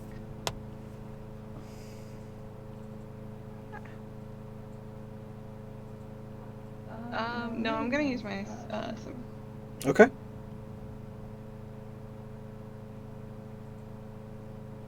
Yeah, you hit. How much damage do you do with your mark? Because the slashing doesn't do anything. But you do 5 points of damage with your hunter's mark. Right. At least I can do something, maybe. I'll use my bonus action. Yep. No. And then my second attack. Okay. You hit more hunter's mark. Another 6 points. I rolled 5 damage for this scimitar the first time I hit, and 5 hunter's mark, and then 6, and then 6 and 6. That's Yeah. actually great. Okay. Next is going to go ahead and be Zap. Okay, I'm going to transform my disc of mice into the heavy crossbow. Mm-hmm. I'm going to disengage, and then shoot the tentacle Ish was shooting or hitting. This one? Yes. Okay, go ahead.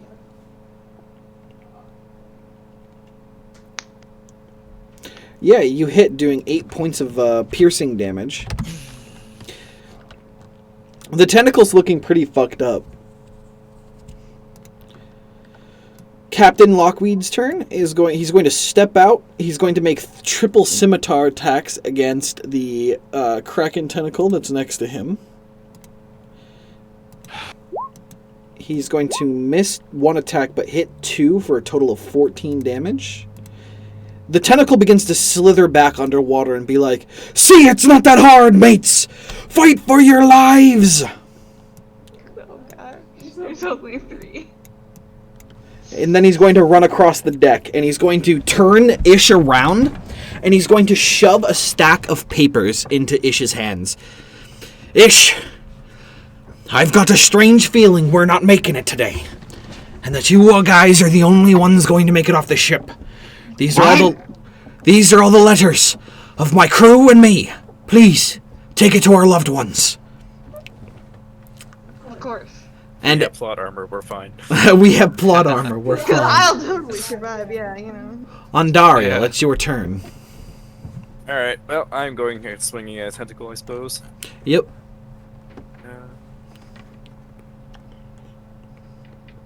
I have too much shit now. Where's my cat? God, not him. Okay. Yeah. Anything else? I take it I miss. Yeah. I'm not even going to deign that with an answer. Yeah. Yeah, that's. Wait, just one second. Okay, it's not a long question. No, I'm good. Okay. Garnet. You said they started to sink back into the water. Yes. How much are they still towering over us? One of them sank back into the water. The one that the captain had slashed at and weakened. Okay. Perfect. This is very important. 30 feet up in the air, I'm going to release a fireball. Okay. Centered on this one. Okay. And you're going to hit a lot of them? They're going to make dexterity lot of saving throws? Okay. Give me one moment. One dexterity throw later. What's your saving throw requirement? 14. I'm about to cast there. They're going to take half damage. They're going to take a total of 13 points of damage. Yes. Yeah. They begin to writhe in pain.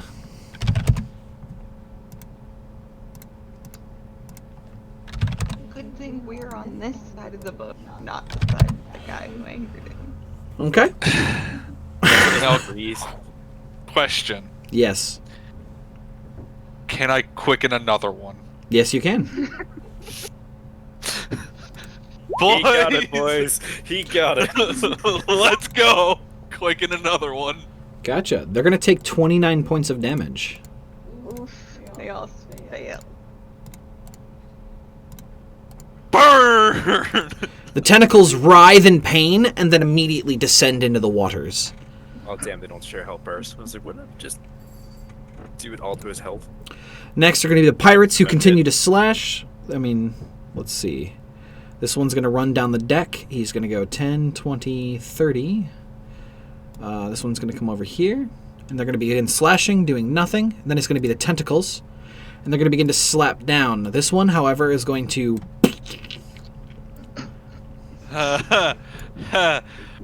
Oh! And 2 slam attacks in that area there with a crit on 1. And so you're going to take a total of 29 and 20, so 49 damage. Oof. Yep. Are you like dead? And with that, you hear a crack from the center. The mast has now broken off, and the center of the ship has snapped in half. Uh-huh. One slam down on top of Zap and Ish for 18 points of bludgeoning damage. Okay. At the end, the tentacle grabs the captain of the ship and flings him, sending him flying. And it is going to be Ish's turn. Oh, God. So, Okay. how much damage did it do in total? It was 29. And then 20, so a total of And then 49 20. points of damage. Okay. That was 11 over my max. Yep, but they were 2 separate sources, so it's not going to instantly kill you. Yeah, 2 separate sources. Thankfully. I knew it was going to come for me, but I had to do it. So is it? It's an action to drink a potion, yes? Yes.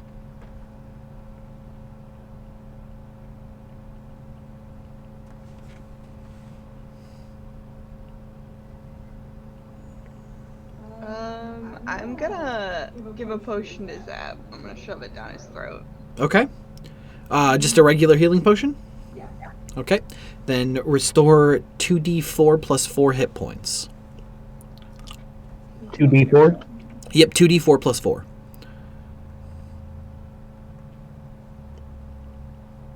You heal for a total of 11 points of damage. So Is that you go, from 0 or yeah, the that's 3? that's from 0. You don't ever go negative. Okay, so thank you. You're at 11. I live. Anything else, Ish?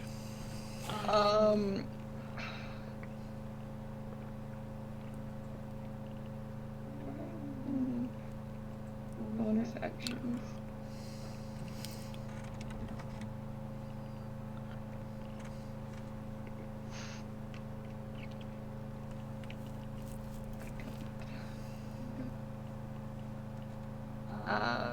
I can't do my extra attack because I didn't attack.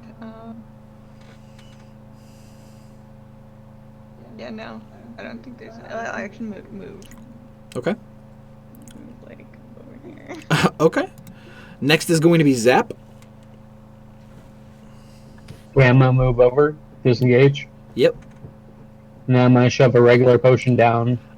Mages. So actually, the whole center where you're standing is now in the water as the 2 halves of the ship are now sinking. Garnet is in the water.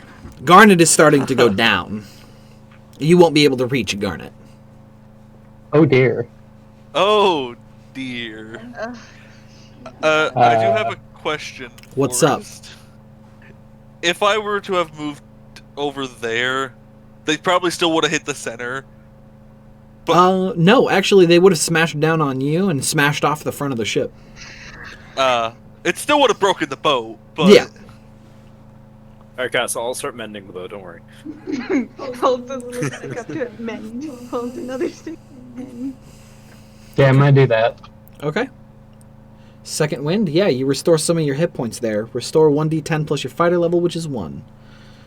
You heal for 10 points of damage, going up to 21. Okay, and then I'm going to move disengage 1 back. Yep. And then shoot the tentacle that is right here. Okay. Yeah. Damn. It bounces off its rubbery flesh. It is Ondariel. Hey, Forrest. Yes. Can I repeat the song I heard in my dream? There was no song. You heard a voice. Hmm.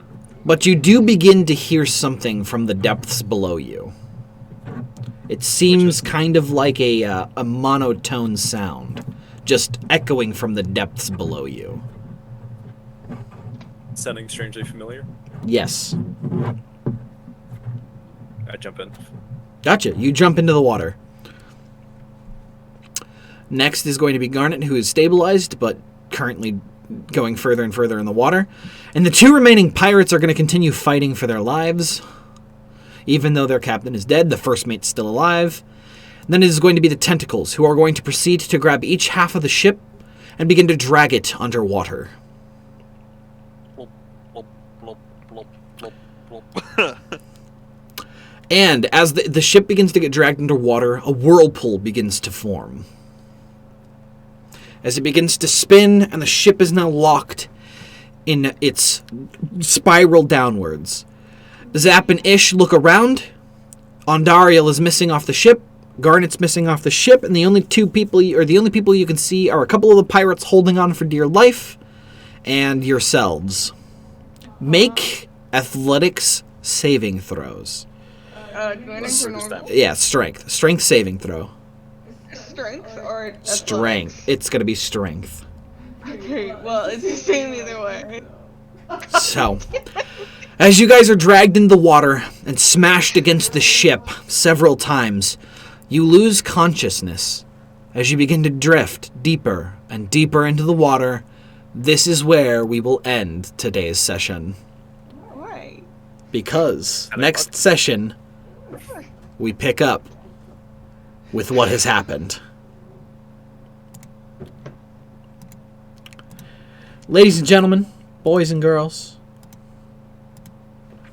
that is going to be the end of the session. So before we end, we're going to do what we... What a cliffhanger, right? Right? That's how we get people interested to come back and watch for more. But now it's zombies time, Cody. Right? So before we do that, we do have to do something before the end of the session. So, inspiration points. Do we believe that anyone deserves an inspiration point for any actions committed this session?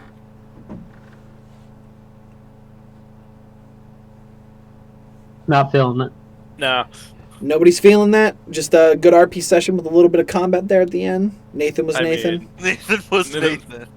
That doesn't deserve inspiration, Cody. I mean, I agree with Cody. I think No, Nathan is nobody. a valid reason. So yes, yes. So remove an inspiration Love point. you, Cody. Damn. That's right. So, Ondariel, you no longer have inspiration. Oh. I'm kidding. So, does anyone believe anyone deserves an alignment shift? Yes. Why? I didn't save him. You're right, you didn't save him. Who? I didn't heal. I jumped in the water instead. Yeah, that's. I feel bad about it, but you also have knowledge of the sea. You saw this ship was going down. Your first instinct there was save yourself. When has it not been save Overboard. yourself? Everyone go overboard. Okay, so Yeah. this is where we end today's session, and we will pick this up next week. How does that sound? Sounds good. Perfect. For everyone who On came and time. watched, thank you for hanging out, and until next time, bye.